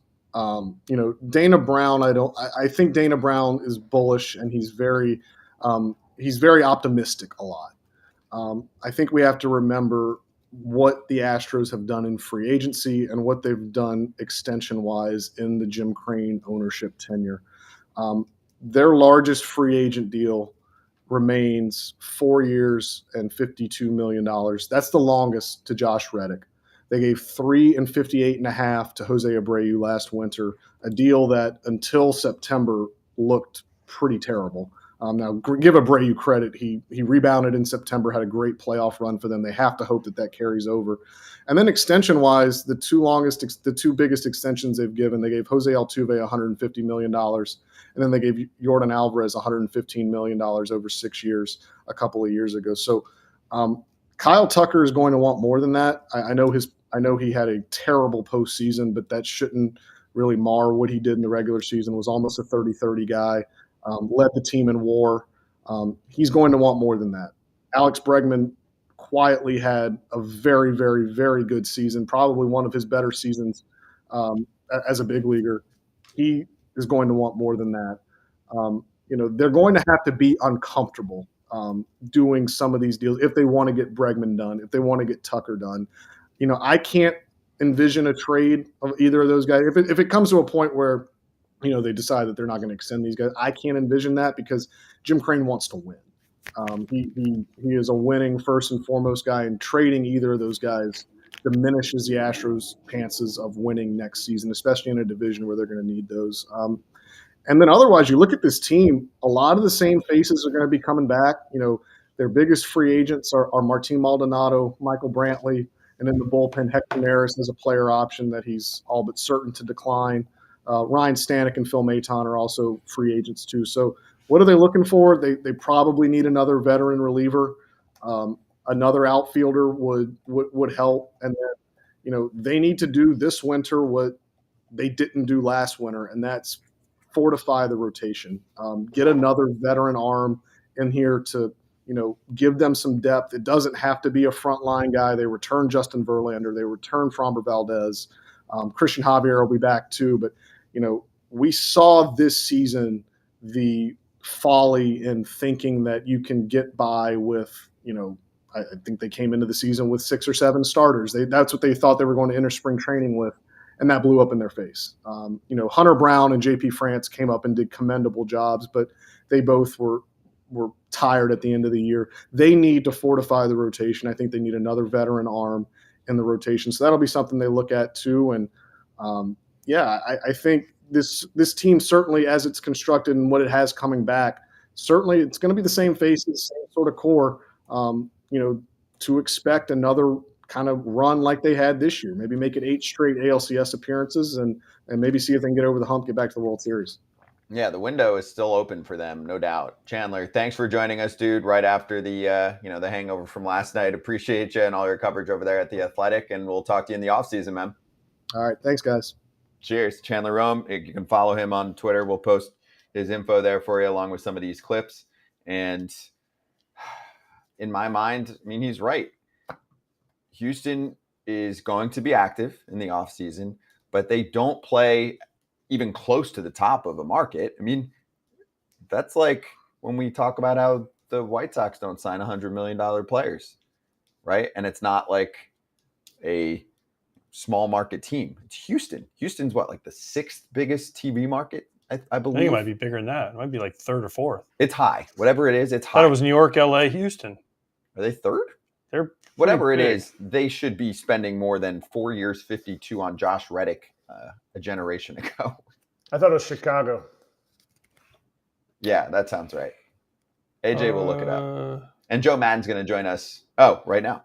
So let's bring in the great Joe Maddon. Book of Joe with Joe Maddon and Tom Verducci is a podcast that you can listen to with his info. What? Houston's 7? They're the 7 market. New York, LA, Chicago, Philly, Dallas, Atlanta, Houston. Good. We all learned that together. Maybe Joe didn't know. Joe, how you doing? I did not. I like the markets. Those are kind of big markets. It's good to hear that. Great to see you all. AJ, Eric, how you doing? And Scott, what's going on, man? We're doing great. Love listening to your pod and also, seeing some of the other work that you're doing around the sport right now. So thrilled to have you on here to talk things out. Appreciate it. Want to start on the manager side. So fresh news. Bob Melvin is going to be managing the San Francisco Giants. Wanted to get your thoughts on not just the move for San Francisco, but how unique that is for the Padres to let him go to the Giants after saying he was going to be their guy. I know you've been through a lot of these discussions in the past. What did you think of that? Well, the moment he was permitted to go talk to them, it means he wasn't coming back. There's no way that happens. The guy's already the manager of the Padres. The Padres permit him to talk to this other team. How do you do that and then take him back at the conclusion of all that? I had a similar circumstance with the Rays when Andrew went to the Dodgers and I became a free agent for 2 weeks, but similar but not the same. I had no intention of doing any of that until there was a part of my contract permitted me to do so. So then I became a free agent actually during that time. But to be already hooked up as a manager of a team and they give him permission to to interview with somebody else doesn't happen. So the moment I heard that, I said, he's not going back to San Diego. He's going to be the Giants manager. Interesting. You're right, because you can't go into a division rival and be spilling all kinds of secrets like, hey, what do you think about this and think about that? And then they're like, oh, by the way, we welcome you back. Thank you, San Francisco. It's crazy that this came down. But Joe, I don't know how much you watch the show, but someone called this like 3 weeks ago. I'm going to pat myself on the back again. Stop it. But I do have a question, because would you go to San Diego if they offered you San Diego? Would you go back to Anaheim if they offered you Anaheim? Back to Anaheim. Yeah, why not? Let's go. Let's get crazy. Yeah, that is crazy. Let's just say this: I would listen to San Diego, absolutely. I have some common friends with AJ. Actually, AJ was in my restaurant in Chicago several years ago when the Madden's Post was there while I was with the Cubs. We sat at the bar, talked to each other for a bit, and again, we have some common friends that really speak highly of him. So again, this would be something that based my experiences and the fact that I've been a little bit vocal about what I believe in. it's going to take the right kind of guy to really listen and understand that I am all about what's happening right now, totally. But I also like the idea of once the day begins, I want information. I want to be part of a collaboration. But at the end of the day, when you're a manager, you need to do manager things, and you cannot be relying on other people to attempt to make decisions for you. That's it. So yeah, I'd love San Diego. Who doesn't? Probably one of the more desirable cities in the league. The fan base is outstanding. The ballpark itself, and I can ride my bicycle there often and play some golf. So it all fits. Now, one of your pupils, one of your Frankensteins that you made was Stephen Vogt. He's going to be most likely Guardians manager. He speaks highly of you when he played for you. Take us into Joe Maddon going into San Diego and interviewing for that job. It's a fresh new opening. Do you go in with your beliefs? Do you go in with what you think they want to hear? How does that work to make it a successful run? You should never go into any interview trying to tell them what they want to hear, say to them what they want to hear. It's never going to work that way. You got to go in there, and I'm sure there'd be a lot of common ground, but they have to know what you think also. And like I said, if I had that opportunity, people already know this, but again, I'm a really good collaborator, and whether it was with Andrew or Theo, and even with Perry, I mean, I'm into collaboration 100%. The only complaint I had was like the pre-game stuff, where people would come in your office like 20 minutes before the game and tell you how to use your bullpen. I don't think that's appropriate, as an example. So yeah, it would be it'd be a joint interview. I'm certain. I mean, absolutely, I would have questions to ask, and I know that they would too. And of course, to me, it's like, why would you always want to agree on everything? Why would you not want to have like a spirited discussion or argument and be opposed? I mean, after all, that's where you learn things. You don't learn just by being agreeable all the time or condescending all the time. That doesn't help anybody. So you want open communication. You want to build relationships. You want to disagree. Maybe arguing actually. But at the end of the day, when you go out and you represent your group, you're on one page. You're on one. The solidarity shows up, because that's how this should work. Argument. I don't want to use the word dissent, but argument over a topic, and then you come to a conclusion. And once you do that, we all represent this conclusion. What did you think of the Padres season? Because obviously last year they made it pretty far, and this year they missed out on the playoffs. I'm sure you read some of the stories about what was going on there, and having discussions in the past with Preller. Like, what do you think happened, and do you think there's something that needs to be tweaked? The same thing. Like, if I was sitting there in the interview, I'd be like, hey, what do we need to do here? Because the talent is there. No doubt. I honestly cannot speak to what happened, but I'll just say from my perspective, the most important thing would be obviously to get in touch with the lead bulls of the team in the offseason. My lead bulls are the guys that are the most influential within the group, the guys that have the greater cachet with the rest of the group, because that 6, 7, 8, 10 guys like that on a team. I want to make sure that we are operating from the same sheet of music. And with that, I think you'd be able to determine exactly what the next step may be and how to make this thing right. So I'm into empowering. I'm into permitting other people to do their jobs. And actually, the clubhouse is the player's job more than it is the manager's job or the front office's job. So these are the kind of things if you're going to do something like this with this particular team, you got to draw your own conclusions through conversation. And of course, you're going to talk to people. They're going to give you other people's verses and what they believe. But you got to, again, almost get ahead of this, because by the time you get to camp, you want to have a lot of this stuff rectified and feel good about the conversations you've had. And when everybody walks in the door, this is what we're doing here now in order to get to that last game of the year and win it. So I'm just talking about the Padres right now. I would do that with anybody.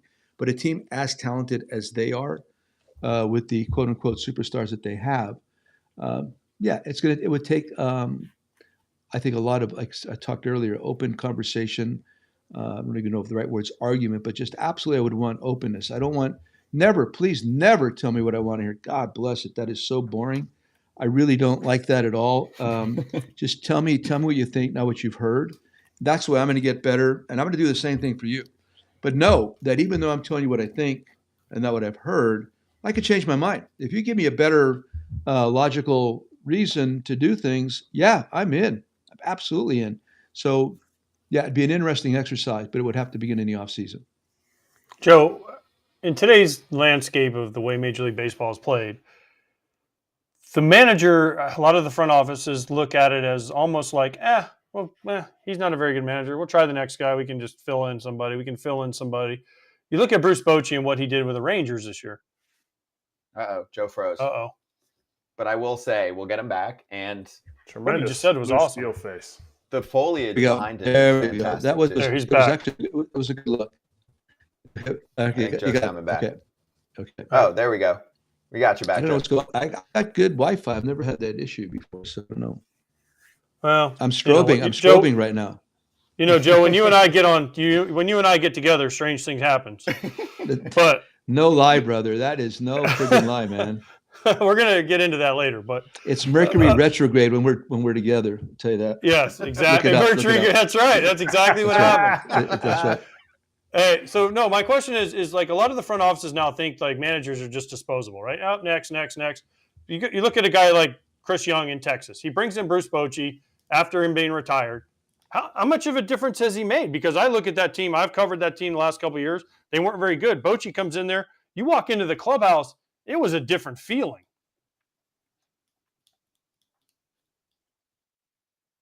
No. I know he had a great answer to it. I couldn't agree more with what Joe said. Talking about like you have to be around people who are not afraid to tell you the truth and have an argument. And I think this is where the other part that he said about like everybody makes that decision. That's my whole heated part of the whole Ross Atkins thing. No matter, okay, he's back. He's back. All right. Okay. I don't know how much you caught, but Yeah, the stuff about Boch, the difference Boch made in the season. Quite frankly, he made all the difference in the world with the Rangers. Listen, there's everybody's looking for brilliance all the time in regards to answers and methods or whatever. It's his steadiness.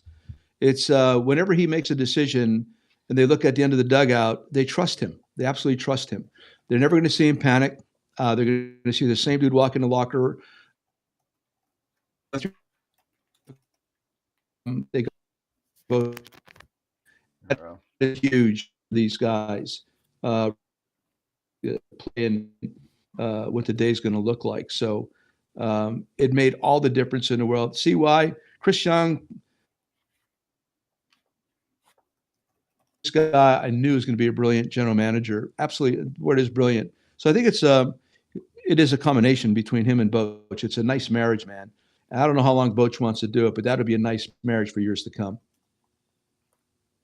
Yeah, I agree. Listen, he's fit perfectly. I mean, that's kind of the way Chris Young drew it up when he had it. And then you have Bruce, on the other side of that game, you have Dusty Baker, who came to the Astros at the perfect time after all the things they went through, and he was a perfect fit for them. So and spokesman. Like he had to be a spokesman. But it's during just a weird amazing time. that like when Joe was managing, right? Joe would talk and people listened. In the front office he could argue with them and say, "Hey, I don't agree with that, but we'll talk about it." The thing is now that it's gotten so separated between manager and front office, there's no it's always like, "Oh, we saw it in Toronto with Schneider and Ross Atkins, right? We saw it in San Diego. We were just talking about it with Melvin and Preller." Even I mean, they were literally but even the ones that are like you would think in lockstep. I mean, Farhan Zaidi and Gabe Kapler just now. And that was his guy, and he let him go too, So you got to watch your back. That was the one. That's the one though. That surprised me when Farhan and Gabe parted. I could not believe that because I thought like they were in lockstep. I thought that was the perfect marriage. I don't know Farhan, but I know Cap really well. And just watching what they had done over the previous couple of years, it looked like a perfect union. And when things under those circumstances, to me, when things go badly or the team doesn't perform well, that's when you need each other even more.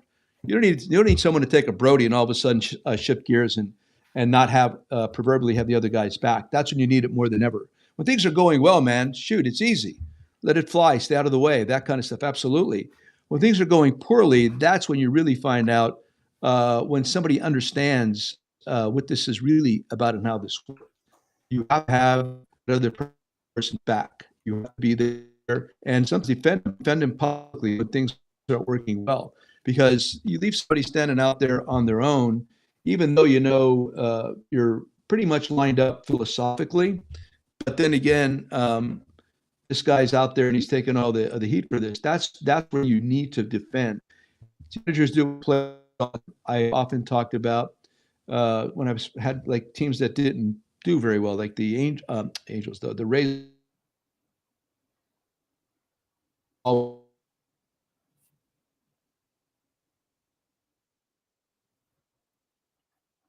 right, so peeps, we're working on it. We had a pretty good run of guests on the Wi-Fi front, but I just love his answers are very in depth and they're true though, because what he says is kind of, I think Kratz would agree with me, like what you look for as a player. I've never been in that seat, but like when he talks about like, can you talk to a player and can you talk to the front office and have an argument? Like I've always said, dude, come to me and tell me. I want to know. Like, tell me where I stand. Don't sugarcoat it. Don't bullshit me. Just tell me.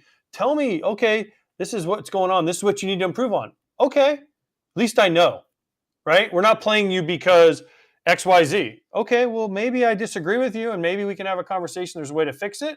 But if I don't know and they're like, oh, everything's going great. Oh, you're doing awesome. Yeah, just keep it up. And you're like, well, I haven't played in a week. Something's wrong. Like, just tell me. It's corporate politics. I mean, I dealt with that in my last job, so I know. But I'm saying in my mind, Kratz, with the way that the game has changed and the way that some front offices are running and become more, like, to generalize it, Wall Street-ish, that is more corporate politics versus more of your sports, baseball, back and forth, debate, arguments, etc. Corporate politics, in my mind, is more of like all good, and then someone's like backstabbing you, you know? That's how, in my mind, corporate politics has changed the game a little bit from my observation. And that's not just me saying that. That's coming from others too. Joe, I think I mean, the foliage in the background now looks even better. So I think we fixed the issue. I know I normally work with that door closed, but I just opened it up and we'll see what happens.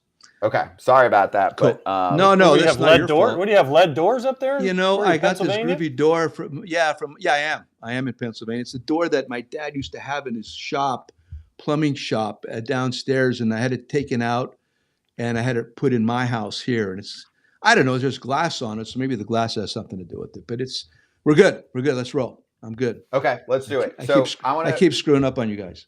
No, you're good. You're good, Joe. And we're enjoying it so far here. So I want to ask you about the Angels. Like Buck Showalter's name was thrown out there. And just for him and any others, what your advice would be, since you're still obviously pretty fresh off working with that organization and how unique it is, what your advice would be for someone who could potentially be the next person in a manager role there. And then I got a follow-up for you on some of the players there. Well, it's typical. I mean, if you, it's a big part of it is to coexist, right? You have to go in there and you would want to talk to Artie and John Carpino, as well as Perry and the rest of the group. I went back there. I could tell you this much. I went back there because I'm an Angel. I'm a California Angel. That's who I am. That's my identity, I think. Went back there because a big part of that, I wanted to be able to bring it back to what we had been in 2002. And even before that, because I was there when that minor league system was really rolling. And you could talk about Fish, Salmon, Jimmy Edmonds, Garrett Anderson, Gary DiSorcina, Damian Easley, Paulie Sorrento. Personally, you could talk about all these dudes. I was in charge of the minor league system as they came through. So I wanted to go back there and bring it back to that point. And honestly, never really got that opportunity for a variety of different reasons, and I don't want to get into that. But it's like you were talking to me earlier about possibly talking to the Padres. It really has to be a two-way interview. And the group that's interviewing you has to be willing to give answers in that regard. So the big part of that would be to talk to Artie and find out what the overarching plan is there. Besides the ballpark, the team in Anaheim, also what's going on in spring training and all the facilities in general in Anaheim and the upgrades that are necessary there, if they're going to happen or not. I would want to know that. Perry's wonderful. I like Perry a lot, actually. I know, some things I said afterwards might have indicated I did not, but that's not true. I really liked working with him a lot. He works hard. I think he's a very good scout. But there was just different items among that we did not hit well off on, and happens. Like I said, you have to have arguments, you have to have discussions, you have to disagree in order to be great. So primarily, if I was going in there, I would really want to talk to the owner and find out what's going on there first, and then I would move into the rest of the group. How bad is it for our sport that we don't get to see Trout and Ohtani at all in the playoffs during that time. Just like we watched the playoffs last night. Look at what a guy like Adolis Garcia can do, shine on this huge spotlight, and we don't get to see arguably the best two players in the game play together in the playoffs. Yeah, it's difficult. You're right. It shouldn't be that way, but it takes more than two guys. I mean, the rest of the Rangers are pretty good, and the rest of the the Astros have been there for several years now because they have a great complementary group, and their pitching is very good. And that's the whole thing. I mean, you got two superstars, or like uber stars, or superstars, but you have to complement the rest of the group. The rest of the group has to be functional and work too. And listen, I love a lot of the guys there, and I like a lot of the young guys there too. But the pitching wasn't deep enough to really permit any kind of run into the playoffs, or even just to get to the playoffs or run deeply into the playoffs. The team on the field was always Trotty got hurt a lot, for the last couple of years, and missing Michael is never a fun thing. But overall, if you look at it, Anthony Rendon also being injured, it just hasn't meshed, and that's so you could have the bright shiny objects, man. But if you don't have the caulk and the glue, it's not going to work. It's not going to come together, and they need to focus more on the entirety of the situation as opposed to just a couple guys. Joe, what I've been doing is just comparing LeBron in the NBA to Ohtani, because he has that status level in our sport internationally right now. And that's why, it pains me for the sport to not get to see him on the largest stage, where LeBron and someone like that, right, of his status, Giannis, they're always in the playoffs. So the second layer is the decision. I mean, this is going to be, in my mind, the biggest free agent sweepstakes of all time. So what do you think will happen? What would you tell Shohei? Because I think for most people, they think he's going to explore other waters because winning is primary and the roster just isn't there right now. So what do you think of all this? I think that's what's going to happen. He's going to explore. He should. My God, you worked very hard to get to this particular juncture in your professional career, and the rules are set up for him to do that. So he needs to do that, and he does want to win. Believe me, that's not just lip service. He truly wants to win. The way he converts as a teammate, he's just so into every guy on that team is touched by Shohei on a daily basis. And when somebody does well, he's right there to revel in their success too. He does. He just wants to win. So I do believe that. I do believe he's going to go to a team that, in his mind's eye, could be an annual contender, annually get him to the playoffs, annually give him that opportunity to pitch and hit on the largest stage. So the other point I think that I believe is that when he first got over here, he wanted to be on the West Coast because closer to Japan, obviously, and possibly more of a culture similarities as opposed to different parts of the country. After being through the league several times and after all the success that he's had, I believe that he'll go anywhere. He will, from New York to Toronto to Seattle to San Diego, whatever. He'll go anywhere because I think he's been more Americanized in a sense, and he's comfortable with a lot of different things. He knows how this works. He's really sharp. He doesn't miss a thing, does not miss a thing. And so he'll evaluate it. He'll ask a lot of questions. He'll take his time. He's got great representation. And so it really is a coin flip. The money's going to be similar wherever he goes. I think part of it may be the group that wants to maybe more assurances whether he's going to pitch or not, whether to go over the top. But there's always going to be that outlier that's going to say, you know what, we're betting that you're going to come back and pitch. We're going to pay as though you're going to pitch also next year. Or there may be some incentives involved, but I think the group that chooses to believe that he's going to come back and pitch, it's going to be the group that's going to get him, as long as they have the ability to win, which they more than likely are, because you're not going to pay that kind of dough just to be somewhat competitive. So that's what I think is going to happen. It's sea to shiny sea, and I'm curious because he deserves it, man. He's the best ever, right? I mean, you could honestly say he's the best ever. I don't even know how you could argue that. Yeah, what he's doing, I mean, obviously as a hitter and a pitcher is incredible and unique because you got to experience that, right? Like, didn't it change when he first came to the org with like the once a week and we're going to schedule everything on a calendar? And then it seems like he's kind of in charge of all of that now because he's a veteran. He knows how things operate. So do you think that will factor into this? I mean, I would imagine any team's going to be like, dude, however you want to do things is cool because it was working for you the past couple of years. Well, it looks very obvious and the right way to do things now. But when I first got there, it was not. I mean, it was like I wanted to do that from the beginning, having him do both and on the same day. And the idea when I first got there was he could not hit the day before he pitched, he could not hit the day that he did pitch, and he could not hit the day after he pitched. That's 3 days of not having this opportunity to really impact a baseball game. So when Perry got in, I had a discussion with him in spring training. I said, listen, how do you feel about this? Because I knew how I felt about it. And he was definitely on board. So we got Shohei in a conference room there in Tempe, Diablo, and sat down and said, listen, this is what we think. What do you think? And pretty much the rules where there are no rules. What I wanted him to do was communicate with me the day before the day. So if this is a Saturday game, it's over, we're going to play on Sunday. You need to tell me Saturday after that game, what do you think about tomorrow? So we can make our plan specifically. And at that time, he told me the only thing that he was concerned about how his legs would feel and that they may get tired. And if his legs got tired, that's when he would need possibly a day off or so, whatever. So anyway, we did. We actually, the first year, there was the Shohei rules weren't in effect. The pitcher still had if I wanted to take the DH out of the game, he was the pitcher.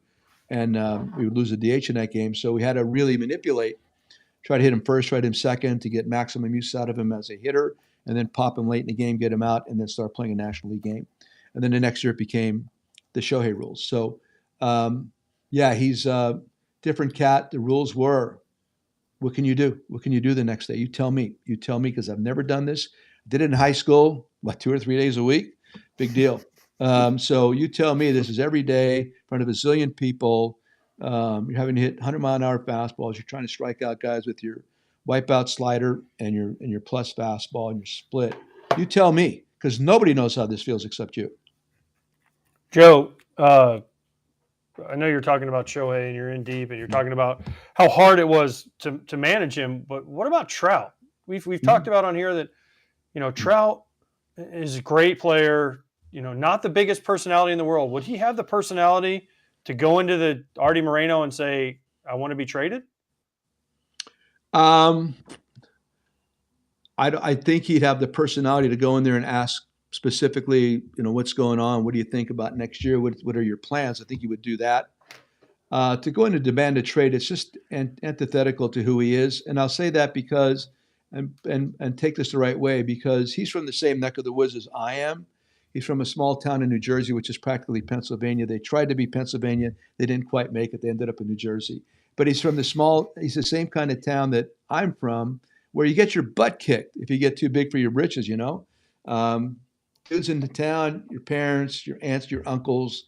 There's so many people involved in raising you that it really eliminates you from being able to think those things or do those things because you just can't. I've always told that, be humble, do the right things, work hard, all the stuff that you've always heard. So when it comes down to demanding stuff, wow, that would be so out of character for him. My guess would be, like I said, that he would ask questions, but he would not demand. Okay. Fair. Yeah. Understood. I mean, he would ask questions. Yeah, fine. Okay. Speaking of asking questions, I have 2 questions for you, and then I have to go to my son's game. So, cool, Joe, baby. One, would you have taken Yes, Jose Barrios out after 47 pitches and not given up a hit against the Twins? I mean, even if the script said to do it? There would be no script that said to do that. No, that would smart. be, that would, listen, you do a script before. I always did. This is like this, people acting like it's something new.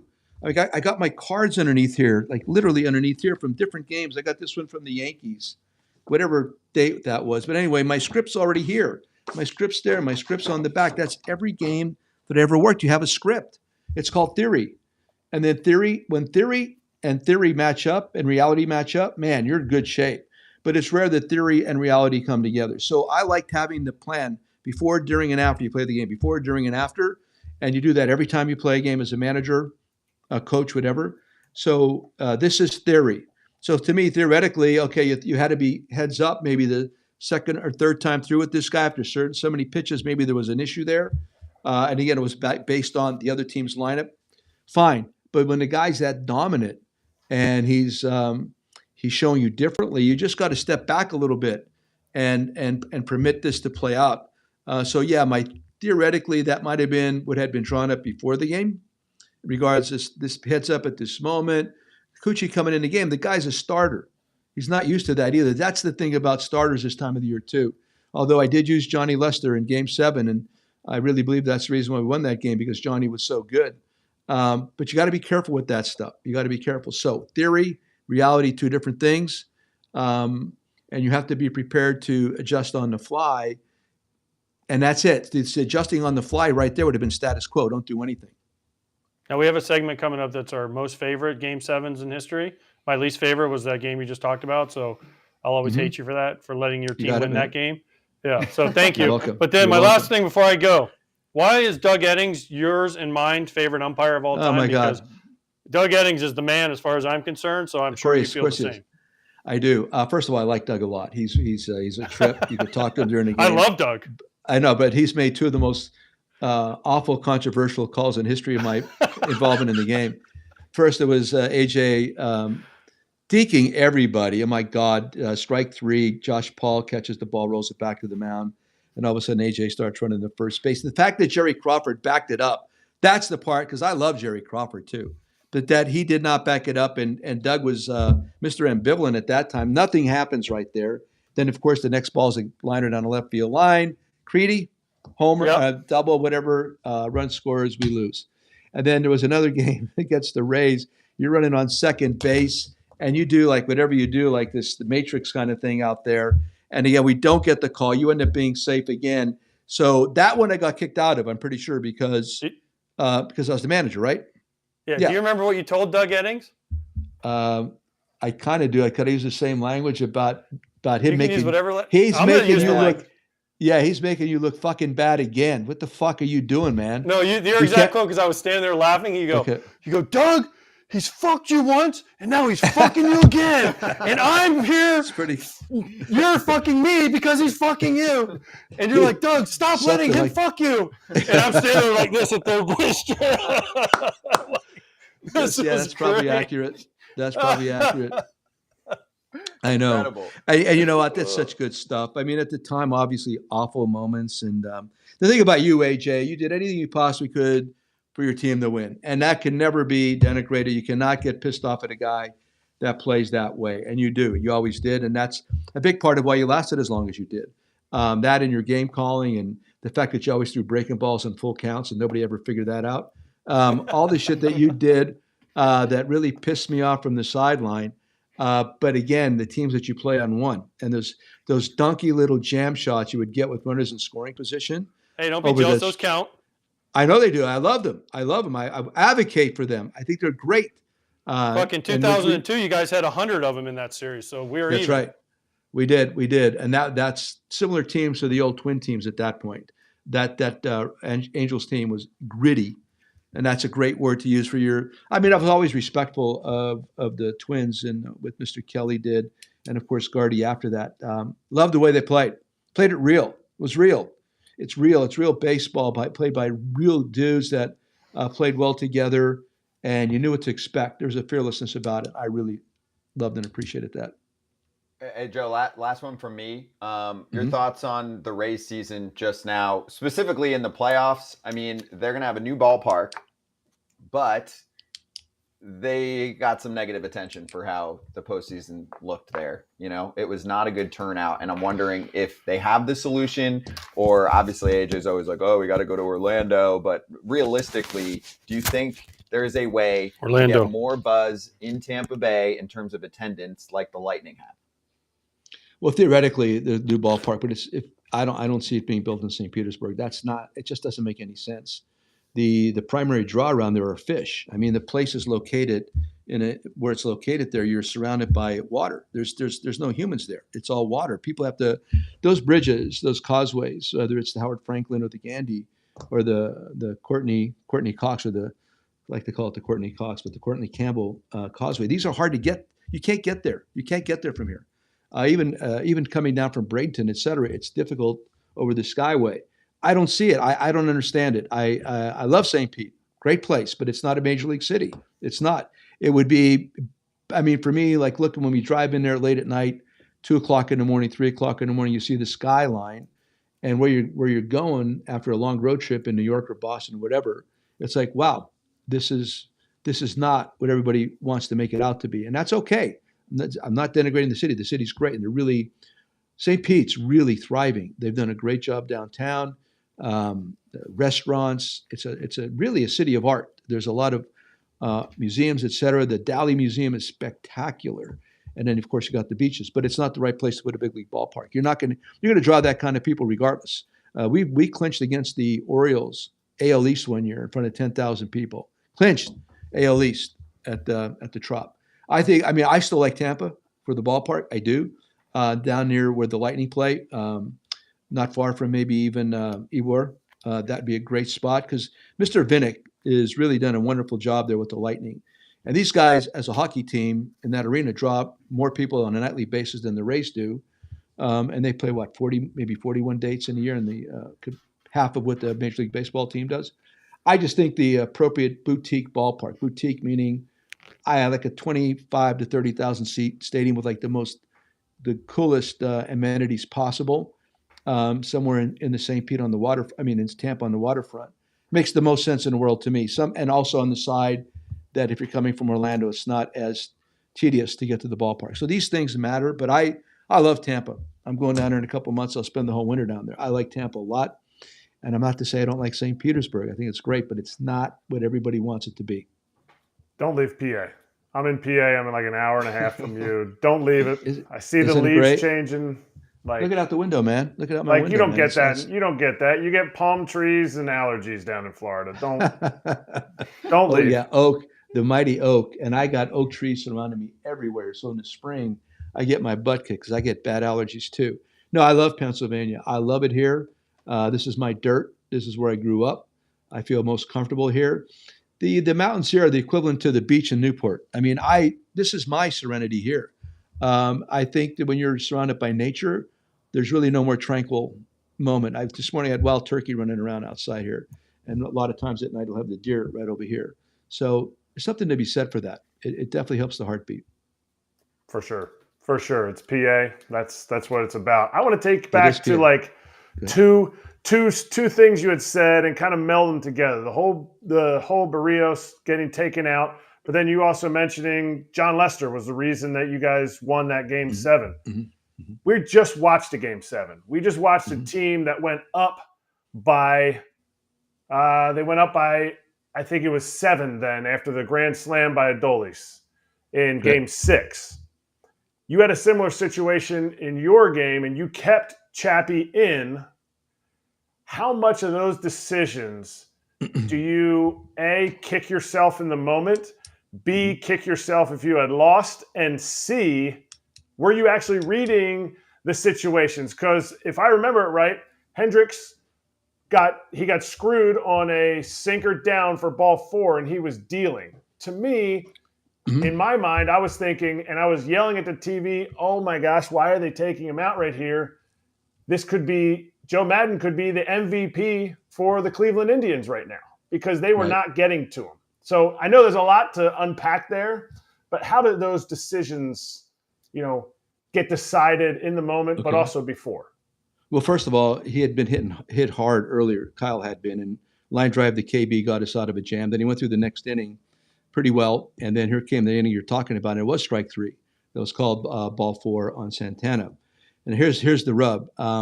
Johnny had already been warming up when he was going through a tough stretch. I had already warmed up John, and then started warming him up again because again I didn't know he was going to settle down at all.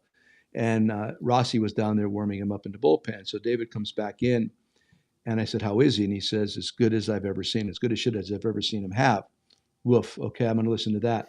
And then here comes the I guess it was the third time through the batting order. Here comes Santana, left-hander switch hitter. And then after that was Kipnis, and then after that was Lindor. The one reason one of the things I wanted to try to do from John was keep him from a quote-unquote dirty inning.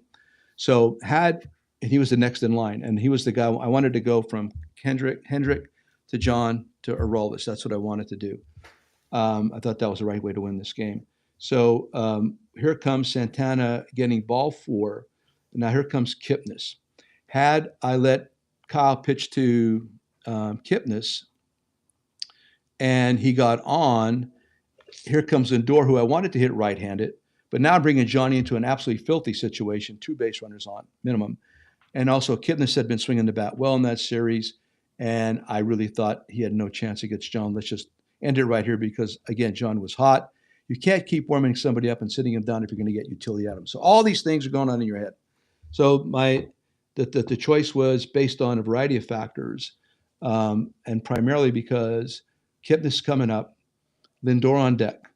If Kyle lets Kipnis on, if he gets on, I'm going to really be concerned about bringing Johnny in with 2 guys on as opposed to just one. Santana, who's not a threat to run, and I felt we could just play it almost straight up as though nobody was on base. You're getting that Bob's your uncle. That's the full Monty with all of that, and that's why I made the decision at that point. I like that. That's good stuff. Love that. Well, Joe, I mean, this was awesome to get to catch up with you. Obviously, rooting for you if you want to get back in the manager game, but otherwise it's really nice to hear you talk about this stuff too in the jobs that you have on your pod and joining us here. So it was great catching up with you. Yeah. I'm sorry. Yeah, this is great. I really appreciate the opportunity.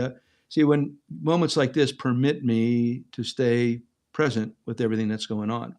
And like you said, if in fact I do want to get back in, or first of all, somebody has to want me to get back in order to get to that point. Again, with the right set of circumstances, I think by next spring, I'll be absolutely ready to do something. Not going to deny it. I've enjoyed this year as much as any. My God, my whole year's been an off season. I've been playing golf nearly every day. Outside of a little case of sciatic, I got to get an epidural in a couple of days. Other than that, it's been pretty fun, man.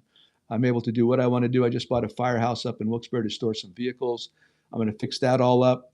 Really cool stuff, like fun stuff that you don't normally get a chance to do or get a couple of months to do in the wintertime. So, however, you can only do that for so long. And I know I got a lot left in the tank, but it's got to be with the right dance partner. But again, the right dance partner has to like me first. I can't, regardless of whoever I like, that person's got to like me first in order to really have an opportunity. So we'll see what happens. But yes, I think by next spring, the juices will be flowing pretty strongly. All right, this one just came up. I just thought of it last night. I just thought of it from last night. Okay. You had Chappie. You know how that brain works and how he goes after it. Mm-hmm. Yes or no? Did he throw at Chas McCormick to get back for his 2 hit by pitches from his other teammates? Well, first of all, I didn't see that. I honestly did not see it. I didn't see it, but I mean, you know him. Yeah, I know him. I would never accuse him of. I really wouldn't. I mean, I don't think during the time I had him that it was really a concern that he ever went headhunting on anybody or tried to reciprocate. However, having said that, I wouldn't doubt it. I mean, based on what had happened, the way Garcia was hit the other day, and then the denial, even though it was true. I mean, all this stuff. At some point, it's kind of safe for him. The lead was perfect, right? And if it's a professional hit, it's not really high up on the body, but it's lower. There's, nobody's really going to dispute it very strongly. So I'm not saying he did, but I wouldn't doubt it. But I did not see it. Yeah. It was in the hamstring. Got him in the hamstring. Perfect. Pick out a thigh, man. In that situation, pick out a thigh, and everything's done. We're good. We're even. And it was the hardest pitch. And it was the hardest pitch in the year of his season too. Was it really? 103.9 or something. That's an FM station, but he just yanked it. He yanked it. That's all he did. That I would defend the fact that he might have yanked it because I don't know if you're going to go after somebody, you're going to go with your top dog all year. That would be kind of he might have just yanked it. I didn't see it though. And the game was over essentially. So that's what I'm saying. You're good to go. Yeah, there were a lot of signs towards it, so fair. Joe, you're welcome anytime. This was awesome. Appreciate you. We'll be interested to follow the offseason. No, absolutely. Honestly, ask me anytime. This helps me a lot, quite frankly. So I enjoy it. And best to all you guys. Wish you best of luck with your show. I think it's cool. And again, just let me know. I'm always here. Cheers. We appreciate you. Cheers, guys. Joe. You too. That means a lot. Be well. Have a good rest of the day. You too, man. Bye. Thank you. Be well. Bye. Be well. Joe Maddon with us live on FT. That was awesome. It was great to catch up with Joe. I feel like we got to say namaste when we're done. Yeah. No, you know what I would do? I didn't want to take up too much more time, but when I would go in there for the manager meetings before calling a game, because probably had maybe 5 or 6 of those with Joe, good wine talk. just learning, just education. What do you got? What makes it special, right? What's on the desk? What are you having after the game? Or, if you get tossed, what are you having during the game? So I enjoyed that. It was like a genuine, good educational experience. Joe, like he mentioned, has a lot of hobbies and interests, and he was able to play those out. And then I would not be surprised if he gets to manage a ball club by spring of next year. So it seems like he's definitely got his sights set. Don't be afraid. Don't be afraid to hire him. That's what I would tell teams. Don't be afraid of somebody who cares about winning and is able to put that out there. Because I think sometimes we talk about it all the time. General managers, they don't really care about winning as much. Some. I think the good ones do. Efficiency is number one for some teams, which is weird. So let's slap.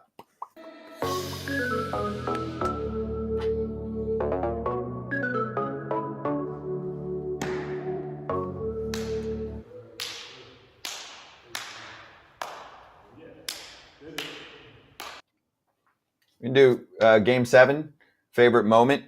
For me, yes. Okay, cool. I'll go first because I also just want to point out, we didn't throw this in there yet. First Game 7 ever in Philadelphia Phillies history. So that goes back to the 1880s. 141st season. It's their 16th postseason, and they've never played a Game 7 in the playoffs. So that's pretty crazy. Castellanos had a great line. He was like, sounds like a lot of fun. What a great opportunity. And Corbin Carroll said he probably wasn't going to sleep. So we'll see what happens. I'm sure Wheeler will pop up in that game. For me, my Game 7 moment, Red Sox, Yanks. I'm glad AJ had to bounce early because he would have been like, Homer. He said that to me in the text.